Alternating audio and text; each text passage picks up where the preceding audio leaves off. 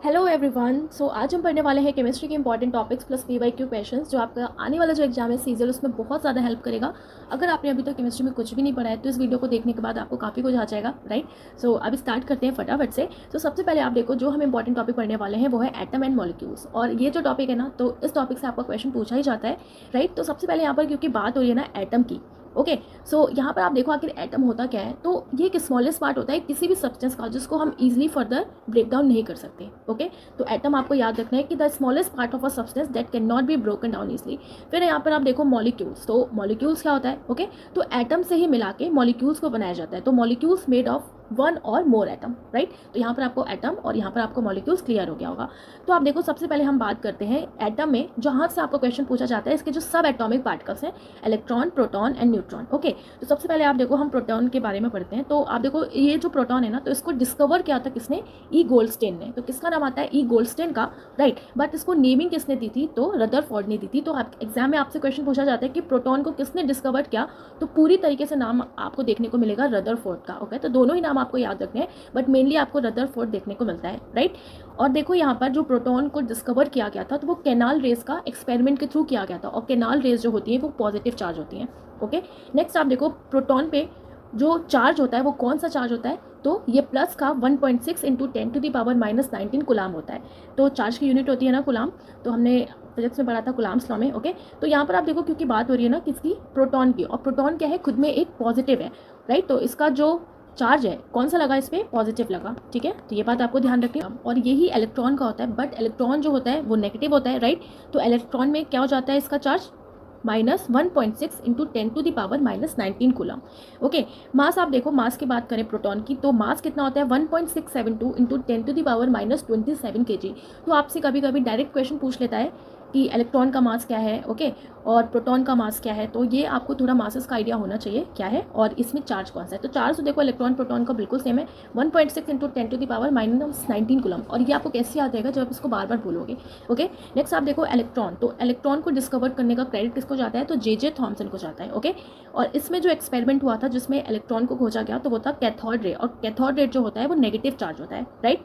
इस पर कौन सा चार्ज होता है अभी हमने देखा, -1.6 इंटू 10⁻⁻19 कूलम। मास इसमें कितना होता है, तो 9.1 इंटू 10⁻⁻13 kg, ओके। तो आप देखो इसका जो मास है ना बहुत ज़्यादा कम है, राइट। तो जब पूरे एटम के मास को हम कंसीडर करते हैं तो जो इलेक्ट्रॉन का जो मास होता है ना तो उसको हम नेगलेक्ट भी कर देते हैं क्योंकि उसका मास बहुत ही ज़्यादा कम होता है। तो चाहे आप उससे लो चाहे ना लो तो एक ही बात है, ठीक है। तो यहाँ पे आपको प्रोटॉन इलेक्ट्रॉन यहाँ पर ध्यान रखना है। नेक्स्ट आप देखो हम पढ़ते हैं न्यूट्रॉन के बारे में। तो न्यूट्रॉन को डिस्कवर करने का क्रेडिट जाता है बाय जेम्स कैडविक, ओके। और न्यूट्रॉन क्योंकि न्यूट्रल होता है तो उस पर कोई भी चार्ज नहीं होता, ओके, कोई चार्ज नहीं होता इसलिए न्यूट्रल होता है। और इसका मास कितना होता है 1.674 इंटू 10⁻⁻27 kg। अब यहाँ पर आप देखो सबसे ज़्यादा न्यूट्रॉन का मास होता है, फिर प्रोटॉन का मास होता है, फिर इलेक्ट्रॉन का मास होता है, ठीक है। तो याद रखना है आपको, अगर आपके सीरीज़ में लगाने का क्वेश्चन आ गया कि किसका मास ज़्यादा होता है तो न्यूट्रॉन का, प्रोटॉन का, इलेक्ट्रॉन का। अब आप देखो सेंटर में होता है न्यूक्लियस, एक एटम के सेंटर में होता है न्यूक्लियस, ओके। और उस न्यूक्लियस में होता है प्रोटॉन और न्यूट्रॉन। और जो इलेक्ट्रॉन होते हैं ना तो वो न्यूक्लियस का चक्कर लगाता है। तो आप ये देख रहे हो ना, तो ये जो इलेक्ट्रॉन होता है ये एज अ ऑर्बिट की तरह ये चक्कर लगाता है, ठीक है। तो ये बात आपको ध्यान रखनी है, इलेक्ट्रॉन, प्रोटॉन, न्यूट्रॉन। तो यहाँ से भी आपको क्वेश्चन पूछा जाता है कि न्यूक्लियस के पास कौन कौन से हैं, ओके, इलेक्ट्रॉन की पोजीशन कहाँ है, तो ये बात भी आपको ध्यान रखनी है, ओके। अब देखो नेक्स्ट अब हम पढ़ते हैं important properties of matter, okay. तो प्रॉपर्टीज़ ऑफ मैटर में कुछ लॉज दिए गए हैं तो बहुत ज़्यादा इंपॉर्टेंट है और ये आपसे क्वेश्चन पूछे जाते हैं, राइट। तो यहाँ पर मैं आपको बहुत अच्छे से समझाने की कोशिश करूँगी कि आपको दोबारा कभी ये इन लॉज में कन्फ्यूज़न ना हो, ओके, क्योंकि लॉज बहुत सारे हैं और कन्फ्यूज़न बहुत ज़्यादा होती है। तो सबसे पहले आप देखो, सबसे पहला होता है हमारा law of conservation of mass, okay. तो मास और मैटर आपस में जुड़े हुए हैं। तो यहाँ पर आप पहला देखो लॉ ऑफ कंजर्वेशन ऑफ मास किसने दिया था, गिवन बाय A.V. लेवोसियर 1789 में। लेवोसियर को ही फादर ऑफ केमिस्ट्री भी कहा जाता है। तो याद रखना है आपको, जैसे कहते हैं ना कि किसी के बीच में लव होता है तो केमिस्ट्री बहुत ज़्यादा होती है। तो बस आपको ऐसे याद रखना है कि केमिस्ट्री के फादर किसको कहा जाता है, लेवोसियर को कहा जाता है, ओके। यहाँ पर आप देखो होता क्या है इसमें कि atom neither created nor be destroyed, only rearrange themselves. जो एटम होते हैं ये अपने आप को ना तो डिस्ट्रॉय करते हैं ना तो क्रिएट करते हैं, ये अपने आप को रीअरेंज कर सकते हैं, ओके। तो ये होता है हमारा law of conservation of mass. Second आप देखो क्या है, law of definite proportion, okay. Okay. और लॉ ऑफ डेफिनेट प्रोपोर्शन जिसने दिया था उसमें नाम आता है जोसेफ प्रोसेट का। ओके, तो इतना आपको याद नहीं रखना है। तो डेफिनेट प्रोपोर्शन आखिर होता क्या है, तो देखो जैसे कि कार्बन डाइऑक्साइड है।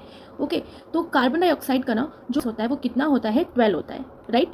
और ऑक्सीजन का होता है 16। तो अब क्योंकि यहाँ पे 2 ऑक्सीजन है तो क्या हो जाएगा, 32 हो जाएगा।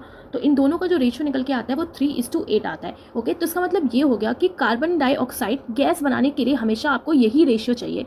तो इसको आप क्या बोलोगे, डेफिनेट प्रोपोर्शन। Okay, right. अब यहाँ पर आप देखो थर्ड है लॉ ऑफ मल्टीपल प्रोपोर्शन, और इसको किसने दिया था, जॉन डाल्टन ने दिया था लॉ ऑफ मल्टीपल प्रोपोर्शन। तो ये भी आपसे कभी कभी क्वेश्चन पूछता है direct, law of multiple proportion किसने दिया, तो आपको याद रखना है जॉन डाल्टन। ओके, अब यहाँ पर आप देखो इसमें क्या होता है कि देखिए जब कोई 2 एलिमेंट्स कंबाइन होते हैं आपस में, ओके, तो वो फॉर्म करते हैं 2 और मोर कंपाउंड्स। तो 2 एलिमेंट्स जब आपस में कंबाइन हुए तो 2 या ज़्यादा वो कंपाउंड्स फॉर्म करते हैं, और जो उनके रेशियो होता है उनके मासेस का एक एलिमेंट का, that combines with the fix mass of other are simple whole numbers. Okay, तो जो रेशियो होता है उनके मास का किसी भी एक एलिमेंट का, और जो वो कंबाइन होता है किसी दूसरे एलिमेंट के साथ, तो वो फिक्स मास होता है। ओके, तो यहाँ पर देखो आप कहने का मतलब ये है कि जैसे कि हम मान लो H2O है। ओके, तो H2O का जो रेशियो है वो क्या निकल के आया, जैसे अभी हमने कार्बन डाइऑक्साइड का देखा, तो H2O का भी रेशियो क्या निकल के आया, 1:8 निकल के आया। तो कहने का मतलब है कि किसी भी एलिमेंट को बनाने के लिए एटम को हमेशा होल नंबर मिले। ठीक है, तो किसी भी एटम को बनाने के लिए एटम जो है हमेशा उसको हम होल नंबर में लेते हैं। तो यहाँ पर हो गया मल्टीपल प्रपोर्शन। ओके, तो ध्यान रखना है आपको। अब यहाँ पर आप देखो ये आप कैसे याद रखोगे कि मल्टीपल प्रपोर्शन जॉन डाल्टन ने दिया था। तो देखो यहाँ पे डाल्टन से क्या समझ में आ रहा है, दांत समझ में आ रहा है। क्या समझ में आ रहा है, हमारे दांत। ओके, तो हमारा जो दांत है ना, तो वो कैसा है, मल्टीपल है, बहुत सारे हमारे दांत हैं। तो मल्टीपल प्रोपोर्शन किसने दिया था, जॉन डाल्टन। तो डायरेक्ट आपसे क्वेश्चन पूछता है कि मल्टीपल प्रोपोर्शन किसने दिया था, याद रखना है आपको, जॉन डाल्टन। ठीक है, और law of conservation of mass A.V. Lavoisier, right. Next अब आप देखो, अब कुछ थ्योरी है जो डिफरेंट साइंटिस्ट ने दी थी अपनी अपनी। तो सबसे पहले हम पढ़ते हैं डाल्टन की एटॉमिक थ्योरी। ओके, तो डाल्टन ने क्या दी थी, एटॉमिक थ्योरी। तो ये भी डायरेक्ट क्वेश्चन यहाँ से भी आपका बनता है कि एटॉमिक थ्योरी किसने दी, तो मैच द फॉलोइंग में आता है एटॉमिक थ्योरी किसने दी, तो याद रखना है आपको, डाल्टन। ओके, तो पीछे हमने ये भी पढ़ा कि उन्होंने लॉ ऑफ मल्टीपल प्रोपोर्शन भी दिया था, और इन्होंने आगे अपनी एक थ्योरी दी थी, डाल्टन एटॉमिक थ्योरी।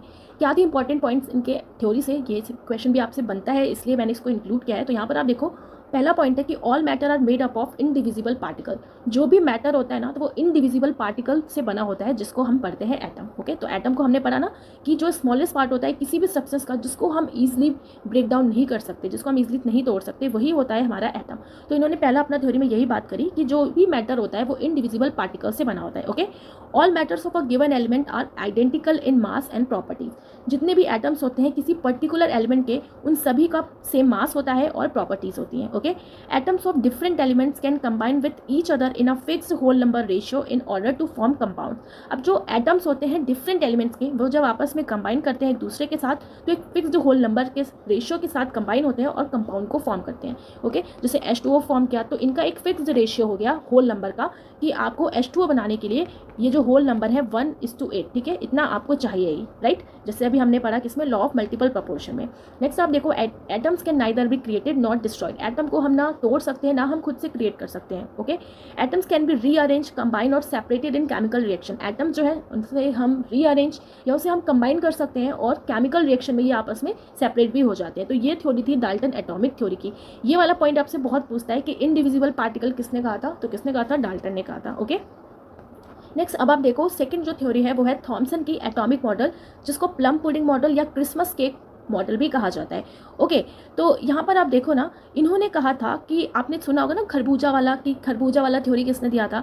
तो जैसे कि जिस तरीके से जो वाटरमेलन होता है, इसको वाटरमेलन थ्योरी भी कहा जाता है। तो जिस तरीके से वाटरमेलन होता है ना, तो जो उसमें ब्लैक ब्लैक जो उसके बीज होते हैं, राइट, तो जो उसके बीज होते हैं ना, तो उसको इन्होंने कहा था कि वो एक तरीके से इलेक्ट्रॉन का काम करते हैं। ओके, जो एक वाटरमेलन में कहीं कहीं पे धंसे हुए हैं, एम्बेडेड है। ओके, और जितना भी रेड पार्ट होता है वाटरमेलन में, उसको प्रोटॉन कहा इन्होंने, पॉजिटिव चार्ज कहा। तो इसलिए उसको क्रिसमस केक मॉडल भी कहा जाता है, प्लम पुडिंग मॉडल भी कहा जाता है, और थॉमसन एटॉमिक मॉडल तो इसका मेन नाम है, और इसको वाटरमेलन थ्योरी भी कहा जाता है। ओके, तो इन्होंने क्या बताया कि जो रेड पार्ट है वाटरमेलन का, इन्होंने इसको एज अ प्रोटॉन की तरह बताया, जो पॉजिटिव चार्ज होता है। ओके, और जो ब्लैक ब्लैक जो बीज होते हैं वाटरमेलन में, उसको इन्होंने कहा कि वो कहीं कहीं फैले होते हैं, एम्बेडेड होते हैं, और जो नेगेटिव चार्ज है, राइट।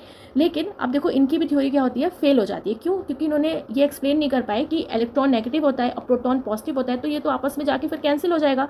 तो इनकी जो मॉडल थी ना, तो इसको भी कैंसिल कर दिया गया। तो आपको बस इतना ध्यान रखना है कि प्लम पुडिंग मॉडल और क्रिसमस केक मॉडल ये किसने दिया था, तो किसने दिया था, थॉमसन ने दिया था। ओके, तो आप ऐसे याद रखो, यहाँ पे केक लिखा है ना, और केक किसको पसंद होता है, सन को पसंद होता है, बच्चों को पसंद होता है। तो सन से थॉमसन आपको याद रखना है। थॉमसन एटॉमिक मॉडल किसने दिया था? तो ये दिया था किसने? थॉमसन ने ही दिया था, जिसको क्रिसमस केक मॉडल या प्लम पुडिंग मॉडल या वाटरमेलन थ्योरी भी कहा जाता है। ओके, अब आप देखो इसके बाद ना रदरफोर्ड आते हैं और इन्होंने एक गोल्ड फॉइल एक्सपेरिमेंट किया था, जिसको अल्फा स्कैटरिंग एक्सपेरिमेंट भी कहा जाता है। बहुत इंपॉर्टेंट है, पूछा जाता है डायरेक्ट आपसे एग्जाम में। ओके, कि अल्फा स्कैटरिंग एक्सपेरिमेंट या फॉइल एक्सपेरिमेंट किसने किया था? तो रदरफोर्ड ने किया था, एटम से रिलेटेड। ओके, तो इन्होंने यूज़ किया था गोल्ड फॉइल का, ओके, और अल्फा रेस का, जिसको अल्फा पार्टिकल्स भी कह सकते हैं। तो देखो ये जो अल्फा पार्टिकल्स है ना, were made to come down on a thin gold foil. तो ये जो अल्फा पार्टिकल्स थी, इन्होंने एक तरीके से बॉम्बार्डमेंट कराई गोल्ड फॉइल पे, राइट। जो अल्फा पार्टिकल्स होते हैं ना, तो ये किससे बने हुए हैं? 2 प्रोटॉन से और 2 न्यूट्रॉन से, जो किसकी तरह सेम है? हीलियम 4 की तरह। तो हीलियम 4 में 2 प्रोटॉन्स होते हैं, 2 न्यूट्रॉन्स होते हैं। ओके, तो इसी की तरह जो अल्फा पार्टिकल्स है वो भी बना हुआ है और ये आपस में बहुत ज़्यादा टाइटली बाउंड होते हैं। अब यहाँ पर देखो गोल्ड फॉइल पर अल्फा रेस को बॉम्बार्डमेंट किया जाता है और जो डायमीटर होता है वो एटम का कितना है? 10⁻⁻10 मीटर। ओके, तो 10⁻⁻10 मीटर जो डायमीटर है एटम का, और गोल्ड फॉइल पर अल्फा रेस को बॉम्बार्डमेंट किया जाता है। किसने कराया? ये रदरफोर्ड के गोल्ड एक्सपेरिमेंट में। अब इसमें आप देखो क्या होता है ड्यूरिंग एक्सपेरिमेंट। तो यहाँ पर एक्सपेरिमेंट चल रही है, तो एक्सपेरिमेंट में ये देखने को मिलता है ना कि बहुत सारे जो अल्फा पार्टिकल्स होते हैं pass linearly through the gold foil, वो गोल्ड फॉइल से बिल्कुल ईजिली पास हो जाते हैं। ओके, और कुछ जो पार्टिकल्स होते हैं वो डेविएट हो जाते हैं स्मॉल स्मॉल एंगल से। ओके, तो कुछ जो होते हैं वो डेविएट हो जाते हैं स्मॉल एंगल बनाते हुए, and 1 out of every particles appear to bounce. Conclusion क्या निकलता है? देखो आप इसका लास्ट में, कि जो स्पेस होता है inside an atom mostly empty. तो जो इन्होंने एक्सपेरिमेंट किया, इससे इनको क्या पता लगा? ओके, कि जो स्पेस होता है इनसाइड एन एटम, एटम के अंदर जो स्पेस होता है वो मोस्टली क्या है? एम्प्टी है, ये इन्होंने बोला। ओके, और सेंटर पे बहुत ही डेंस कोई चीज़ है। इन्होंने बोला कि सेंटर पे कोई बहुत ही डेंस चीज़ है जो पॉजिटिव है, बिकॉज पॉजिटिव जो रेज है ना, किसी से टकराकर वापस आ जा रही है। अब सोचो, ऐसे ही तो होता है ना, पॉजिटिव नेगेटिव आपस को में अट्रैक्ट करते हैं, बट पॉजिटिव होगा तो रेपल करेगा। तो इन्होंने बोला कि सेंटर में कोई ऐसी पॉजिटिव चीज़ है जिससे कि ये जो रेज है वापस आ जा रही हैं। ओके, और जो डायमीटर है वो स्मॉलर है डायमीटर ऑफ एटम, और एटम का जो डायमीटर है उसके कंपैरिजन में जो डायमीटर है वो स्मॉलर है जो पॉजिटिव है, यानी कि सेंटर पे जो चीज़ है ना उसका डायमीटर, जो डायमीटर है एटम का उससे छोटा है, जिसको इन्होंने न्यूक्लियस कहा। और यहीं से निकल के आता है कंसेप्ट ऑफ न्यूक्लियस का। ओके, तो न्यूक्लियस के कंसेप्ट में किसका नाम आता है? रदरफोर्ड का ही नाम आता है, right. So the mass of an atom is located in the nucleus. So इन्होंने बोला जो मास होता है एटम का वो कहाँ पे लोकेटेड है? वो न्यूक्लियस में ही लोकेटेड है। ये इन्होंने अपने जो एक्सपेरिमेंट था इसमें इन्होंने ये कंक्लूजन निकाला। Okay, so only proton is positive, so proton is located in nucleus but fail to explain stability of atom, right. तो इन्होंने बोला कि प्रोटॉन जो है एक पॉजिटिव है, सो प्रोटॉन लोकेटेड है न्यूक्लियस में ही। तो इन्होंने यहाँ पे प्रोटॉन का भी कंसेप्ट दिया, न्यूक्लियस का भी कंसेप्ट दिया, बट यहाँ पे ये जो प्रॉपर तरीके से एटम की जो स्टेबिलिटी है उसको एक्सप्लेन नहीं कर पाए। सो यहाँ पर इनकी भी जो थ्योरी है वो फेल हो जाती है। ओके, तो ये होता है रदरफोर्ड का अल्फा स्कैटरिंग एक्सपेरिमेंट, राइट। तो ये बात आपको ध्यान रखनी है कि न्यूक्लियस का कंसेप्ट, ओके, और किसका कंसेप्ट? प्रोटॉन का कंसेप्ट कहाँ से निकल के आया? रदरफोर्ड के गोल्ड फॉइल एक्सपेरिमेंट से ही, राइट। नेक्स्ट अब आप देखो फोर्थ जो थ्योरी हम पढ़ते हैं वो है नील बोर की एटॉमिक मॉडल। अब नील बोर ने अपना एक मॉडल दिया था एटम से रिलेटेड। इन्होंने क्या बोला? According to him atom is circular. तो इन्होंने बोला जो एटम्स होते हैं ना वो सर्कुलर होते हैं और बीच में न्यूक्लियस में प्रोटॉन पाए जाते हैं। जो बीच में न्यूक्लियस होता है इसके बीच में प्रोटॉन पाए जाते हैं। तो देखो अभी तो हमने देख लिया, रदरफोर्ड ने बता दिया कि न्यूक्लियस होता है, न्यूक्लियस के अंदर प्रोटॉन होता है। तो वही बात इन्होंने भी बोली कि एटम जो है वो सर्कुलर है, बीच में न्यूक्लियस में प्रोटॉन पाए जाते हैं। फिर इन्होंने बोला कि इलेक्ट्रॉन्स फिक्स एनर्जी लेवल या ऑर्बिट में घूमते हैं, और जो इलेक्ट्रॉन है ना ये फिक्स एनर्जी या ऑर्बिट में घूमते रहते हैं, और ईच ऑर्बिट या ईच शेल जो है इनकी एक फिक्स्ड एनर्जी होता है, और these circular orbits are known as orbital shell. तो इन्होंने बोला कि इलेक्ट्रॉन जो है फिक्स एनर्जी लेवल्स में घूमता रहता है, और ये जो ऑर्बिट होता है, ये जो शेल होता है, इसकी एक फिक्स एनर्जी होती है। ओके, तो इन सर्कुलर ऑर्बिट्स को ऑर्बिटल शेल्स कहा जाता है, ठीक है। तो ये जो शेल है ना तो इसको कहा जाता है K shell, okay, L shell, M shell, N shell. तो K L M N shells की तरह इसको कहा जाता है, और बीच में पॉजिटिवली चार्ज न्यूक्लियस है।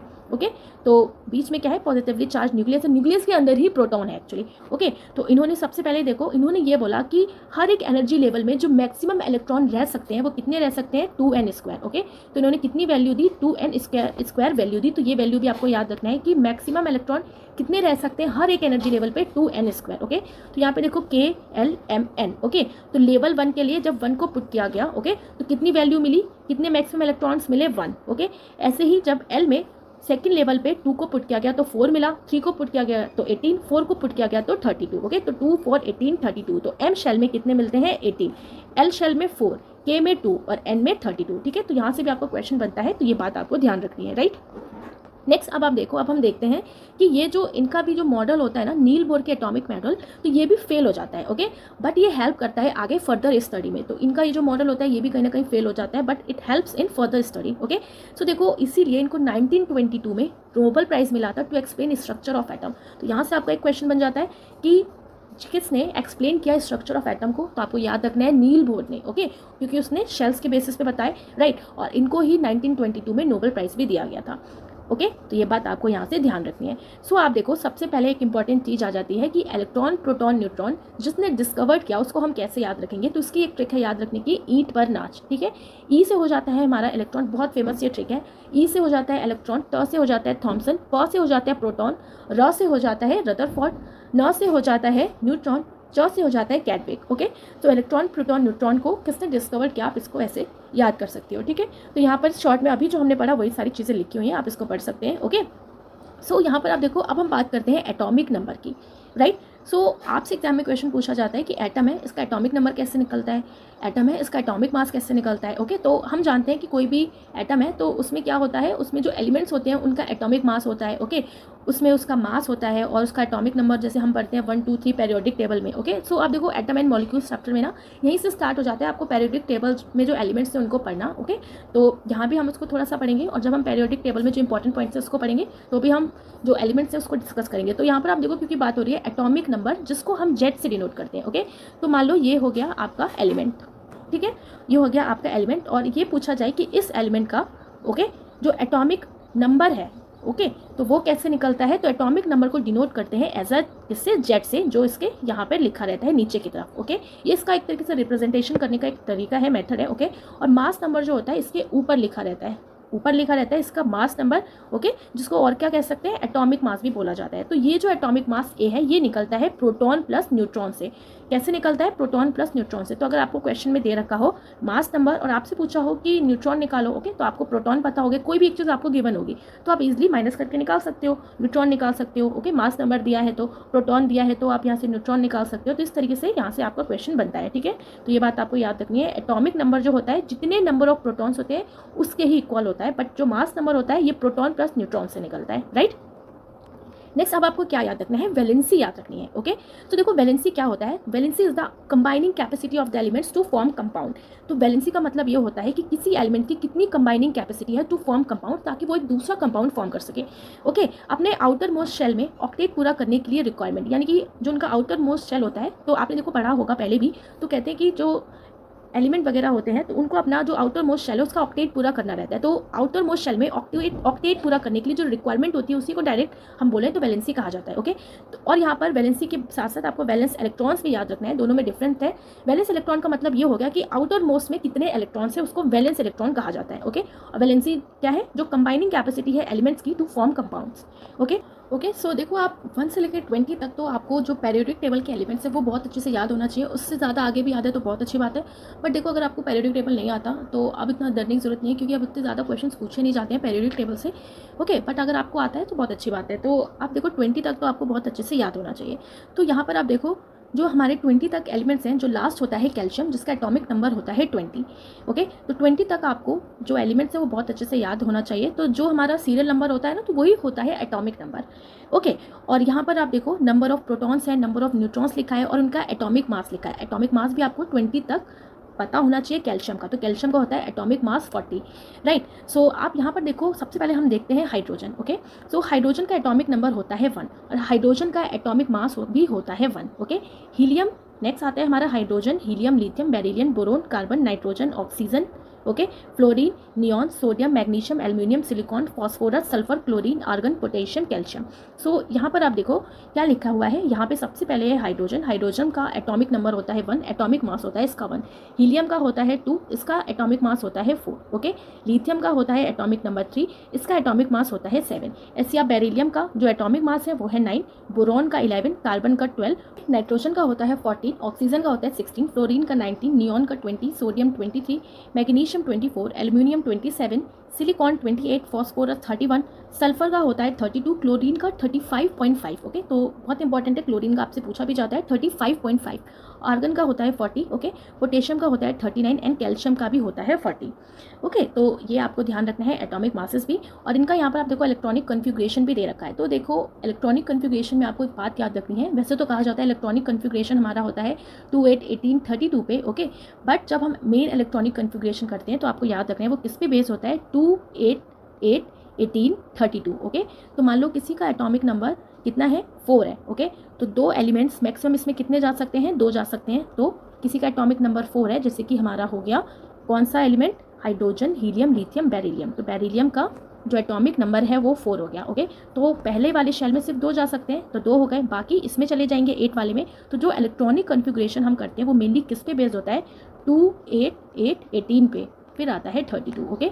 तो कई जगह आप पढ़ोगे 2 8 18 32 होता है, बट मेन जो कन्फिग्रेशन हम करते हैं वो होता है 2 8 8 18 32 के बेसिस पे, ठीक है।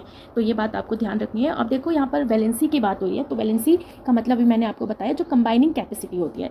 तो आप देखो यहाँ पर हाइड्रोजन लिखा है ना, तो हाइड्रोजन का जो एटॉमिक नंबर है वो है 1, ओके। सो देखो हाइड्रोजन का जो एटॉमिक नंबर है वो होता है 1। तो अब हाइड्रोजन क्या करेगा, या तो अपना 1 दे देगा या तो अपना 1 ले लेगा। तो ये क्या करेगा अपने आप को स्टेबल करने के लिए, ओके, या तो दे देगा या तो ले लेगा। तो इसकी जो ओवरऑल हम वैलेंसी मानते हैं तो वो क्या मानते हैं, 1 मानते हैं, ठीक है। तो हाइड्रोजन की वैलेंसी क्या हो जाती है, 1 हो जाती है। ऐसे अगर हम उठा लेते हैं, देखो आप किसका, कार्बन का, ओके। तो कार्बन, आप देखो कार्बन का जो एटॉमिक नंबर होता है वो 6 होता है, और हमें इलेक्ट्रॉनिक कन्फिग्रेशन कैसे करना है, 2 8 18 के बेसिस पे, 2 8 18, ओके। तो यहाँ पर आप देखो 6 है, तो 2 जो इसके इलेक्ट्रॉन होंगे वो 2 में चले जाएंगे, ओके। बचे फिर कितने बचे, फिर 4 बचे, तो ये जो 4 होंगे फिर इसमें चले जाएंगे, ओके। तो ऐसे ही कार्बन के पास भी चांस है कि वो अपने आप को 8 बनाने के लिए, अपना ऑक्टेट पूरा करने के लिए या तो 4 दान दे दे या तो 4 और ले ले, ओके। तो ये दोनों ही काम कर सकता है, इसलिए कार्बन को टेट्रावैलेंट भी कहा जाता है। तो इसकी जो वैलेंसी मानी जाती है वो डायरेक्ट 4 मानी जाती है, ओके। तो यहाँ पर आपको ध्यान रखना है, इसकी जो वैलेंसी होती है वो डायरेक्ट 4 होती है, ओके। ये बात ध्यान रखना है। और देखो आप, फिर हम देखते हैं नाइट्रोजन का। तो नाइट्रोजन का जो एटॉमिक नंबर होता है वो कितना होता है, 7 होता है। कितना होता है नाइट्रोजन का, 7, ओके। तो अब नाइट्रोजन देखो ना, ये ट्रिपल बॉन्ड फॉर्म करता है आपस में। तो अब नाइट्रोजन की हम बात करें, तो अब नाइट्रोजन को अगर हम इसका इलेक्ट्रॉनिक कन्फिग्रेशन करेंगे तो हमें क्या मिलेगा, 2 5 मिलेगा, ओके। अब यहाँ पर आप देखो 5 से ज़्यादा होने पर क्या होता है ना कि इलेक्ट्रॉन को हमें बुलाना पड़ता है कि इलेक्ट्रॉन आ जाओ, ठीक है।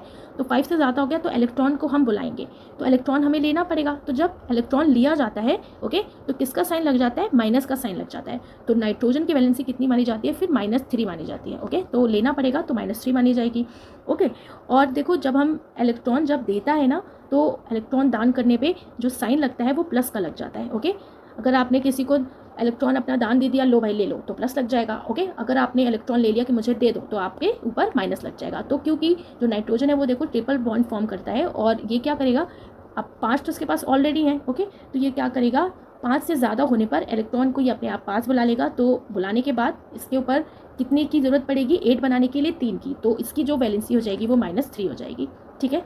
ऐसे कंसेप्ट लगते हैं, तो आपको इसको थोड़ा सा ध्यान रखना है, ठीक है, वैलेंसी को। नेक्स्ट अब आप देखो हम क्या पढ़ते हैं, आइसोटोप्स, आइसोबार के बारे में। सो आप देखो आइसोटोप, जिसको हिंदी में सब स्थानिक बोला जाता है, आइसोबार को समभारिक। तो यहाँ पर आप देखो क्या लिखा है, आइसोटोप। तो आइसोटोप में क्या होता है ना कि वो एलिमेंट्स हो गए जिनका सेम एटॉमिक नंबर होता है बट डिफरेंट मास नंबर होता है। जैसे कि आप यहाँ पे देख रहे हो 12 कार्बन सी, ओके। तो 12 कार्बन सी में यहाँ पे जो इनका एटॉमिक नंबर है सबका सेम है, 6 6 6। कार्बन का एटॉमिक नंबर क्या होता है, 6, लेकिन जो इनका मास नंबर है वो डिफरेंट है, 12 है, 13 है, 14 है। तो यही आइसोटोप हो जाते हैं, ओके। तो ये किसके आइसोटोप है, तो ये कार्बन के डिफरेंट आइसोटोप हैं, ओके। तो आप ये देखो 14C6 जो है ये यूज होता है to find age of fossils की एज फाइंड करने के लिए, ओके। और यहाँ पर जो ये 12 6C है इसका हम यूज़ करते हैं बाकी सारे एटम्स का मास निकालने के लिए, ओके। तो आपको याद रखना है, ये बहुत पूछा जाता है आपसे, 14C6। तो ये यूज़ होता है फॉसिल्स की एज पता करने के लिए, राइट। अब आप देखो फिर हम दूसरा हम पढ़ते हैं इसमें किसका, जो हमारा हाइड्रोजन होता है उसके जो आइसोटोप होते हैं कौन कौन से, प्रोटियम, ड्यूटेरियम, ट्राइटियम। तो यहाँ पर भी आप देखो सबका जो एटॉमिक नंबर है वो बिल्कुल सेम है, 111, लेकिन जो इनका एटॉमिक मास है वो डिफरेंट है, 1H1 2H1 3H1, राइट। तो ये भी हो गया है आइसोटोप्स। नेक्स्ट आप देखो आप आइसोबार, जिसको समभारिक कहा जाता है। तो देखो इसमें क्या होता है कि सेम मास नंबर होता है बट डिफरेंट एटॉमिक नंबर होता है। मास नंबर जो है वो सेम है, जैसे कि 40 देख रहे हो आप, 40 आर्गन 40 कैल्शियम, बट इनका जो एटॉमिक नंबर है ये डिफरेंट है, ये इसके अपोजिट होता है, ओके। सो अब यहाँ पर आप देखो जो आइसोटोप था ना, तो इसमें जो सेम एलिमेंट्स थे, ठीक है, तो एलिमेंट्स इसमें सेम थे। अब यहाँ पर क्या है कि डिफरेंट एलिमेंट्स हैं, इसलिए इनका न्यूट्रॉन्स जो होंगे इनके वो भी डिफरेंट हो जाएंगे, ठीक है। तो आइसोटोप, आइसोबार, ये भी आपको ध्यान रखना है। अब आप देखो एक कंसेप्ट इसमें हम और पढ़ते हैं मॉलिक्यूलर मास का। ओके, यहाँ पर ये H2O है, वाटर। ओके, तो हाइड्रोजन का मास कितना होता है? 1 होता है। अब क्योंकि 2 एटम्स हैं हाइड्रोजन के, तो कितना हो जाएगा? 2 हो जाएगा। ऑक्सीजन का होता है 16, तो कितना हो जाएगा? 18 हो जाएगा। ओके, तो H2O का मॉलिक्यूलर मास कितना होता है? 18। और इसी तरीके से मॉलिक्यूलर मास निकाला जाता है। जो भी इनके एटॉमिक मास होते हैं उनको ऐड कर देते हैं। HNO3 देखो आप। ओके, तो हाइड्रोजन यहाँ पर एक एटम है हाइड्रोजन का, तो कितना हो जाएगा? 1 हो जाएगा। नाइट्रोजन है यहाँ पे, नाइट्रोजन का कितना होता है मास? 14 होता है, तो 14 हो जाएगा। ओके, अब यहाँ पे देखो ऑक्सीजन जो होता है ना, ये कितना होता है? इसका एक एटम का मास 16 होता है, तो 3 है, तो 16 3 48 हो जाएगा। सबको आप ऐड कर दोगे तो कितना हो जाएगा? 63। सो HNO3 का जो मॉलिक्यूलर मास होता है वो होता है 63।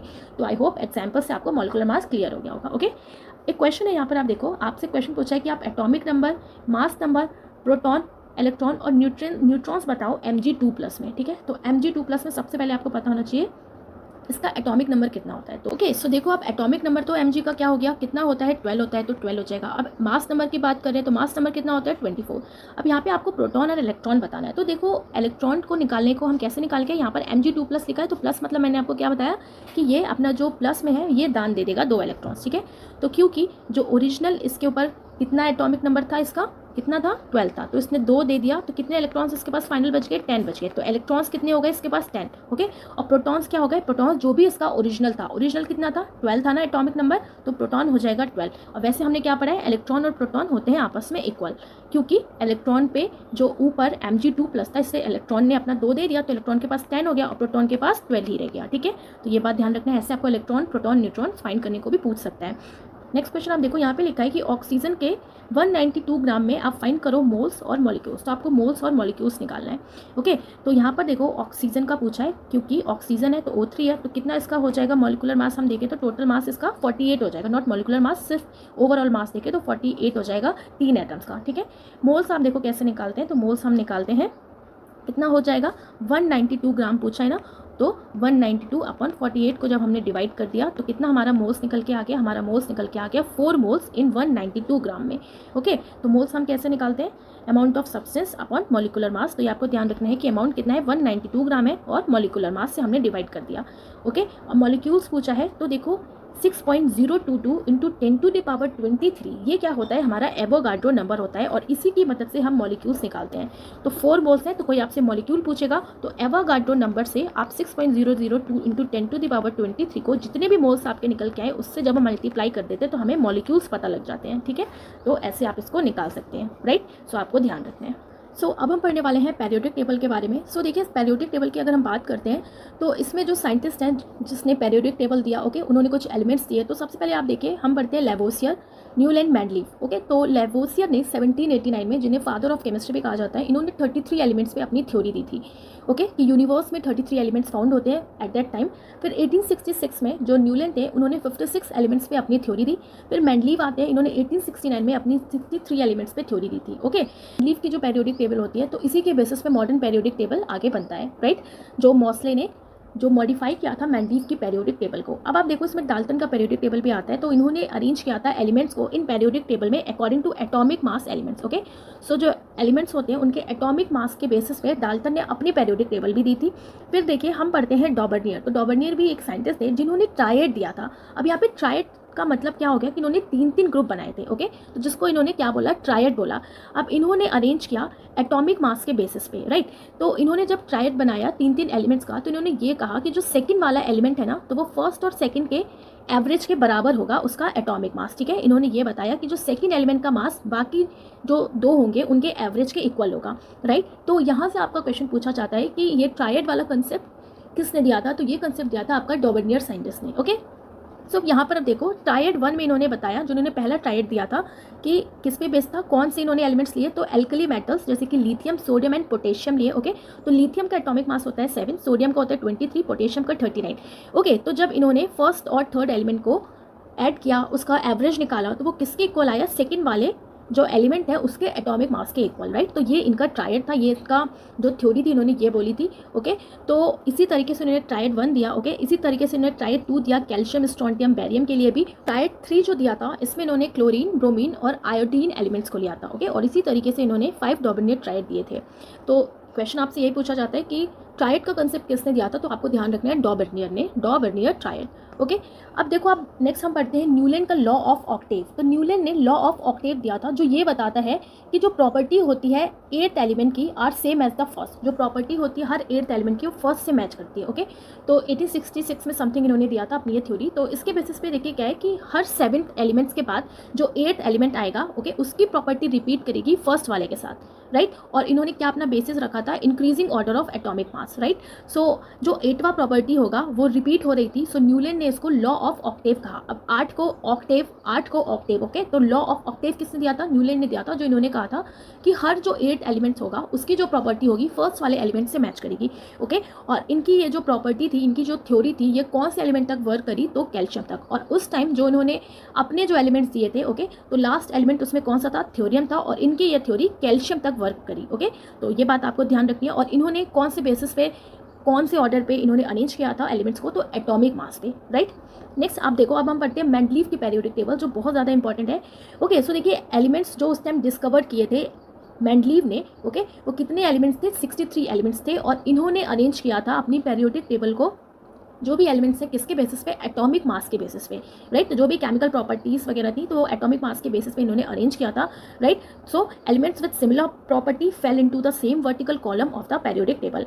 अब आप देखो इसमें इंपॉर्टेंट आपको और क्या याद रखना है कि इन्होंने कुछ गैप्स छोड़ दिए थे, कुछ एलिमेंट्स जो इन्होंने खोजे थे उसके बाद इन्होंने गैप छोड़ दिया, और इन्होंने बोला कि फ्यूचर में ये एलिमेंट डिस्कवर किए जाएंगे। ओके, और इन्होंने जो अपना आइडिया दिया था, थ्योरी दिया था, काफ़ी हद तक सही था। ओके, तो इन्होंने ईका बोरोन के पास स्पेस छोड़ी थी कि यहाँ पे एक एलिमेंट आएगा, ईका एल्यूमिनियम के पास, ओके, जिसको एल्यूमिनियम कहा जाता है, यहाँ पे इन्होंने स्पेस छोड़ी थी।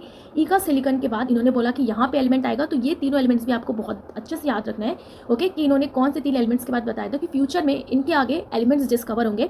तो ईका बोरोन, ईका एल्यूमिनियम, ईका सिलिकॉन, ओके। और इसके बाद देखो क्या होता है कि बोरोन के बाद जो एलिमेंट आता है जिसकी खोज की जाती है फ्यूचर में, वो होता है स्कैंडियम।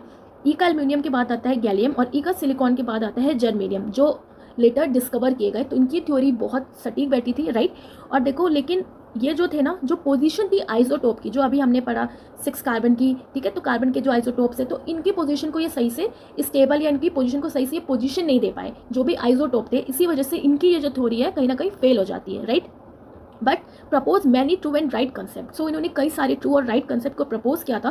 सो इनको फादर ऑफ पेरियोडिक टेबल कहा जाता है। तो अगर आपसे नॉर्मली पूछे फादर ऑफ पेरियोडिक टेबल किसको कहा जाता है, तो मेंडलीव को कहा जाता है। बट अगर कहा जाए मॉडर्न पेरियोडिक टेबल का फादर, तो मॉसले का नाम आता है। Okay, so father of periodic table और father of classification of element किसको कहा जाता है, दिमित्री मेंडलीव को। ओके, तो इनका पूरा नेम क्या था, Dmitry Mendeleev. Okay, so I hope यहाँ तक आपको क्लियर हो गया होगा, राइट। नेक्स्ट अब आप देखो मॉडर्न पेरियोडिक टेबल में किसका नाम आता है, हेनरी मॉसले का आता है, और इन्होंने दिया था समथिंग 1913 में। ओके, सो मेंडलीव की जो पेरियोडिक टेबल थी इसी को इन्होंने रिवाइज किया, और इन्होंने क्या किया कि जो मेंडलीव थे इन्होंने एटॉमिक जो मास थे उसकी बेसिस पे अपनी पूरी पेरियोडिक टेबल को अरेंज किया था। इन्होंने बोला कि क्यों ना एटॉमिक नंबर पे अरेंज करके देखा जाए, तो इन्होंने एटॉमिक नंबर पे पूरी पेरियोडिक टेबल को अरेंज किया, ठीक है।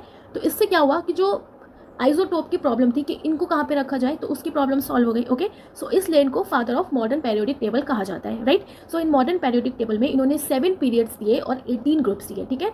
तो याद रखना है आपको, इन्होंने 7 पीरियड्स दिए और 18 ग्रुप्स दिए थे, राइट। सो आप यहाँ पर देख सकते हो 7 पीरियड्स, यानी कि जो वर्टिकल, ओके, जिनको वर्टिकल कहा जाता है वो पीरियड्स कहलाए, और जो हॉरिजॉन्टल है उनको कहलाया गया ग्रुप, राइट। 18 ग्रुप्स और 7 पीरियड्स इन्होंने दिया। शुरुआत किससे होती है, हाइड्रोजन से होती है। ओके, 118 एलिमेंट्स थे, बट एक और एलिमेंट अभी रिसेंटली डिस्कवर हुआ था, 119 एलिमेंट, राइट। तो ये थोड़ा सा ये नहीं पूछा जाएगा आपसे, लेकिन जो इसकी इंपॉर्टेंट थ्योरी है जहाँ से आपका क्वेश्चन बनता है ये आपको याद रखना है। ओके, सो आप देखो यहाँ पर, क्योंकि हम बात कर रहे हैं ग्रुप्स की, पीरियड्स की, तो आपसे क्वेश्चन कभी कभी ये पूछा जाता है कि ग्रुप 1 में कौन से एलिमेंट्स आते हैं। तो आपको याद रखना है जो एल्कली मेटल्स होते हैं, ओके, जो इनको लिथियम फैमिली भी कहा जाता है, तो ये ग्रुप 1 में आते हैं। ग्रुप 2 में आते हैं एल्कली अर्थ मेटल्स, राइट, जिनको बेरिलियम की फैमिली कहा जाता है। ऐसे ही ग्रुप 3, ग्रुप 4, ग्रुप 5, 6, 7, 8, ओके, इनको ट्रांजिशन मेटल्स कहा जाता है। ग्रुप 8, ओके, और ये कब तक चलता है, ये चलते हैं ग्रुप 10 तक। और ऐसे ही ग्रुप 17 को हेलोजन्स कहा जाता है, जो फ्लोरीन फैमिली होती है, ओके, और ग्रुप 18 को नोबल गैस कहा जाता है, जिसमें हीलियम की फैमिली और नियॉन होता है। ओके, तो डायरेक्ट आपसे क्वेश्चन पूछा जाता है हैलोजन्स किस में आते हैं, तो ग्रुप 17 में, नोबल क्लासेस ग्रुप 18 में। ओके, तो ये आपको ध्यान रखना है बहुत अच्छे से। अब आप देखो कुछ इसमें प्रॉपर्टीज़ होती हैं जो आपके एग्जाम में मोस्टली जो पूछा गया है। तो आप देखो एटॉमिक रेडियस, राइट। तो एटॉमिक रेडियस की अगर हम बात करें कि एटम का जो रेडियस है तो ये बेसिस किस पे बेस्ड होता है, एटॉमिक साइज पे।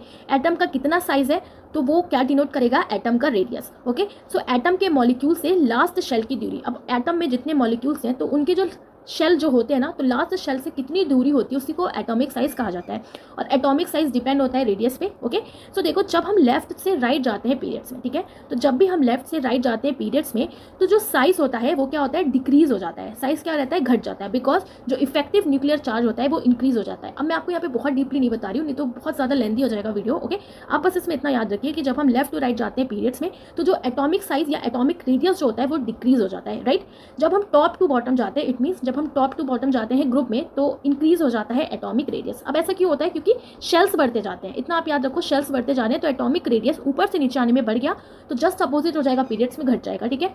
मेटेलिक प्रॉपर्टी की बात करें तो अक्रॉस पीरियड जो मेटेलिक कैरेक्टर होता है वो डिक्रीज हो जाता है, राइट। और ग्रुप में हम जाएं यानी कि टॉप टू बॉटम जब हम जाएं तो इंक्रीज हो जाता है। ऐसे ही नॉन मेटेलिक कैरेक्टर की बात करें तो पीरियड्स में इंक्रीज हो जाता है, ओके, और ग्रुप में जब आते हैं तो डिक्रीज हो जाता है, मेटेलिक प्रॉपर्टी के अपोजिट होता है। ऐसे ही इलेक्ट्रोनेगेटिविटी की हम बात करें, ओके, तो मोस्ट इलेक्ट्रोनेगेटिव एलिमेंट कौन सा है, फ्लोरीन है, ओके। और फ्रेंशियम जो है ये one of the least electronegative है, तो याद रखना है आपको, most electronegative element fluorine, while francium is one of the least electronegative.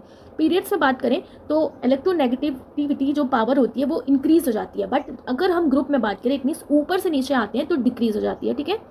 तो देखो इलेक्ट्रोनेगेटिव का मतलब क्या हो गया कि किसी एलिमेंट में कितनी पावर है कि वो किसी इलेक्ट्रॉन को अपनी तरफ अट्रैक्ट कर सके, ठीक है। और इलेक्ट्रो एफिनिटी मतलब क्या होता है, जो दे सके, राइट। तो इलेक्ट्रोनेगेटिविटी में क्या होता है, नेगेटिव साइन लगता है एलिमेंट्स के ऊपर और इलेक्ट्रो एफिनिटी में प्लस लग जाता है, राइट। तो ये बात आपको पता ही होगी। तो अब आप देखो इलेक्ट्रो एफिनिटी में क्या होता है, सबसे ज़्यादा मोस्ट किसकी है, तो क्लोरीन की है। पीरियड्स में जब हम देखते हैं तो ये इंक्रीज हो जाती है, वाइल ग्रुप में जब हम जाते हैं तो डिक्रीज हो जाती है। तो इलेक्ट्रोनेगेटिविटी, ओके, और इलेक्ट्रो एफिनिटी काफ़ी हद तक सेम है इनके कैरेक्टर्स, राइट, क्योंकि जब पीरियड्स में जाते हैं तो दोनों में ही बढ़ जाती है और ग्रुप में जाते हैं तो डिक्रीज हो जाती है, राइट। ध्यान रखना है आपको। अब आप देखो अभी तक हमने जो भी पढ़ा उस पे बेस्ड क्वेश्चंस हम देखते हैं कैसे आपके एग्जाम में पूछे गए हैं, ओके, प्रीवियस भी और रिसेंटली जो एग्जाम हुए हैं उसमें भी। तो देखो आप, according to Dalton atomic theory the smallest indivisible particle of matter is called. तो डाल्टन के परमाणु सिद्धांत के अनुसार पदार्थ के सबसे छोटे अविभाज्य कण कहलाते हैं, तो उनको क्या कहा जाता है, तो देखो एटम कहते हैं ना, सो ऑप्शन बी हो जाएगा correct answer. Second question is who among the following considered as the father of modern periodic table. तो मॉडर्न पीरियोडिक टेबल का फादर किसको कहा जाता है, तो किसको कहा जाता है, हेनरी मोजले को। So option B is the correct answer, right. Question number third है subatomic particles of atoms are. तो जो सब एटॉमिक पार्टिकल्स हैं एटम्स के वो कौन कौन से हैं, तो कौन कौन से हैं, electron, proton and neutron. So option D हो जाएगा correct answer. Fourth question is all isotopes of the same element have. तो जो भी आइसोटोप होते हैं सेम एलिमेंट्स के, उसमें क्या प्रॉपर्टी देखने को मिलती है, तो क्या प्रॉपर्टी देखने को मिलती है कि उनका एटॉमिक नंबर तो सेम होता है बट उनका एटॉमिक मास डिफरेंट होता है। तो आप देखो इसको ऐसे याद कर सकते हैं, यहाँ पे आइसोटोप लिखा है ना, तो टॉप से आप टॉप याद रखो, ओके। तो ये हो गया मान लो हमारा एलिमेंट, ओके, और यहाँ पे हम लिखते हैं मास को, ठीक है, यहाँ पे हमने लिख दिया मास और यहाँ पे हम लिखते हैं इसका एटॉमिक नंबर, राइट। तो आप ऐसे याद रखो कि टॉप लिखा है तो इसका टॉप क्या रहता है, बिगड़ा हुआ रहता है, यानी कि टॉप डिफरेंट रहता है। तो टॉप डिफरेंट इट मीन्स इसका mass different, okay. So same atomic number होता है but different atomic mass. So option C is the correct answer, right. Question number fifth is atoms of same element having same mass number are called. अब जो element जिनका same mass number है, अब यहाँ पे opposite हो गया, जिनका सेम मास नंबर है तो मास सेम है तो क्या हो जाएगा, ये हो जाएगा हमारा isobar, right. So option A is the correct answer, okay. अब यहाँ पे आप डी ऑप्शन देखो, आइसोमर लिखा है, तो ये आइसोमर क्या होते हैं, सो आप आइसोमर देखो कि one of two or more compounds that have the same chemical formula, यानी कि एक या दो या उससे ज़्यादा जो कंपाउंड्स हैं जिनका सेम केमिकल फॉर्मूला है बट उनका जो अरेंजमेंट है एटम्स के अंदर विद इन द मॉलिक्यूल्स वो डिफरेंट है, फिजिकल एंड केमिकल प्रॉपर्टीज भी डिफरेंट है, ठीक है। तो आइसोमर का मतलब क्या हो गया कि अगर कोई कंपाउंड्स हैं और उनका जो केमिकल फॉर्मूला है सेम है बट उनका जो अरेंजमेंट होता है उनका केमिकल फिजिकल प्रॉपर्टीज का वो डिफरेंट रहता है, उसको हम क्या कहते हैं, आइसोमर कहते हैं। Six question is protium, deuterium and tritium are the natural occurring isotope of. तो प्रोटियम, ड्यूटेरियम और ट्राइटियम प्राकृतिक रूप से पाए जाने वाले आइसोटोप हैं, ओके। तो ये किसके हैं, हमने पढ़ा था हाइड्रोजन के, okay. So option C is the correct answer. Question number next is which of the following is false. निम्नलिखित में से कौन सा आपको बताना है गलत है। तो यहाँ पे देखो हाइड्रोजन एटम इज रफली a third of the mass of tritium. Hydrogen जो है, ओके, वो रफली थर्ड पार्ट है, ठीक है, थर्ड है मास, ट्राइटियम के मास से, ओके। सेकंड देखो आप, deuterium is called heavy hydrogen, deuterium को हैवी हाइड्रोजन कहा जाता है, बिल्कुल ठीक है। Deuterium atom has 1 neutron, deuterium के पास 1 न्यूट्रॉन होता है, ये भी बिल्कुल ठीक है। डी आप देखो, protium is the rarest isotope of hydrogen. अब यहाँ पे लिखा है कि प्रोटियम रेयरेस्ट आइसोटोप है हाइड्रोजन का, जो बिल्कुल गलत है, ओके।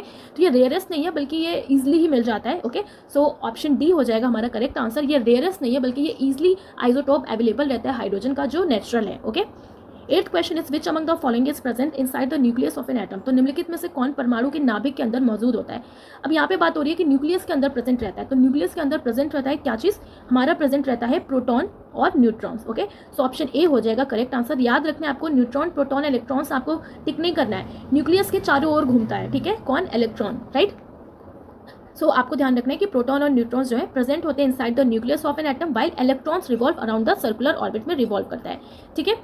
नेक्स्ट अब आप देखो, 9th question is among which has atomic number greater than copper. तो आपको बताना है इनमें से किस में परमाणु तांबे से बड़ा है, ओके। तो किसका जो एटॉमिक नंबर है तो वो तांबे से बड़ा है, यानी कि कॉपर से बड़ा है। Iron, chromium, manganese, zinc, okay. तो देखो किसका बड़ा है, जिंक का बड़ा है, राइट। तो जिंक का जो एटॉमिक नंबर होता है वो होता है 30, ओके, राइट। सो देखो आप, एटॉमिक नंबर जो होते हैं iron, chromium, zinc and manganese के 26, 24, 30 एंड 25, ओके। और कॉपर का होता है 29। सो यहाँ पे आपसे पूछा था कि किसका बड़ा होता है कॉपर से, तो यहाँ पे जिंक का बड़ा है जो 30 होता है। Question number next is the mass of an electron is nearly 1 upon times that of a proton. तो जो मास होता है इलेक्ट्रॉन के नियरली 1 अपॉन टाइम्स कितना होता है प्रोटॉन का, तो कितना होता है, 2000 टाइम्स होता है, डायरेक्ट आप याद रख लो, लगभग 2000 टाइम्स। सो कितना हो जाएगा हमारा आंसर, ऑप्शन सी हो जाएगा, right. Question number next is neutrons are present in the nucleus of all atoms except in those of. जो न्यूट्रॉन्स होते हैं वो प्रेजेंट रहते हैं न्यूक्लियस में, ओके, सभी एटम्स में, सभी मेनली एटम्स में, किसको छोड़ के, तो अकॉर्डिंग टू ऑप्शन किसको छोड़ के, हाइड्रोजन को छोड़ के, okay. So option C is the correct answer. Question number 12 is which of the following process convert liquid directly into its vapour form. तो कौन सा है जो डायरेक्ट लिक्विड को वेपर में कन्वर्ट करता है, तो कौन सा प्रोसेस है, इवापोरेशन है, वाष्पीकरण। सो option A is the correct answer, right. Sublimation में क्या होता है, ओके, कि आपके पास सॉलिड है, ओके, और डायरेक्ट उसने वेपर में बदल दिया, ठीक है, विदाउट लिक्विड में चेंज करे, तो ये हो जाएगा हमारा sublimation.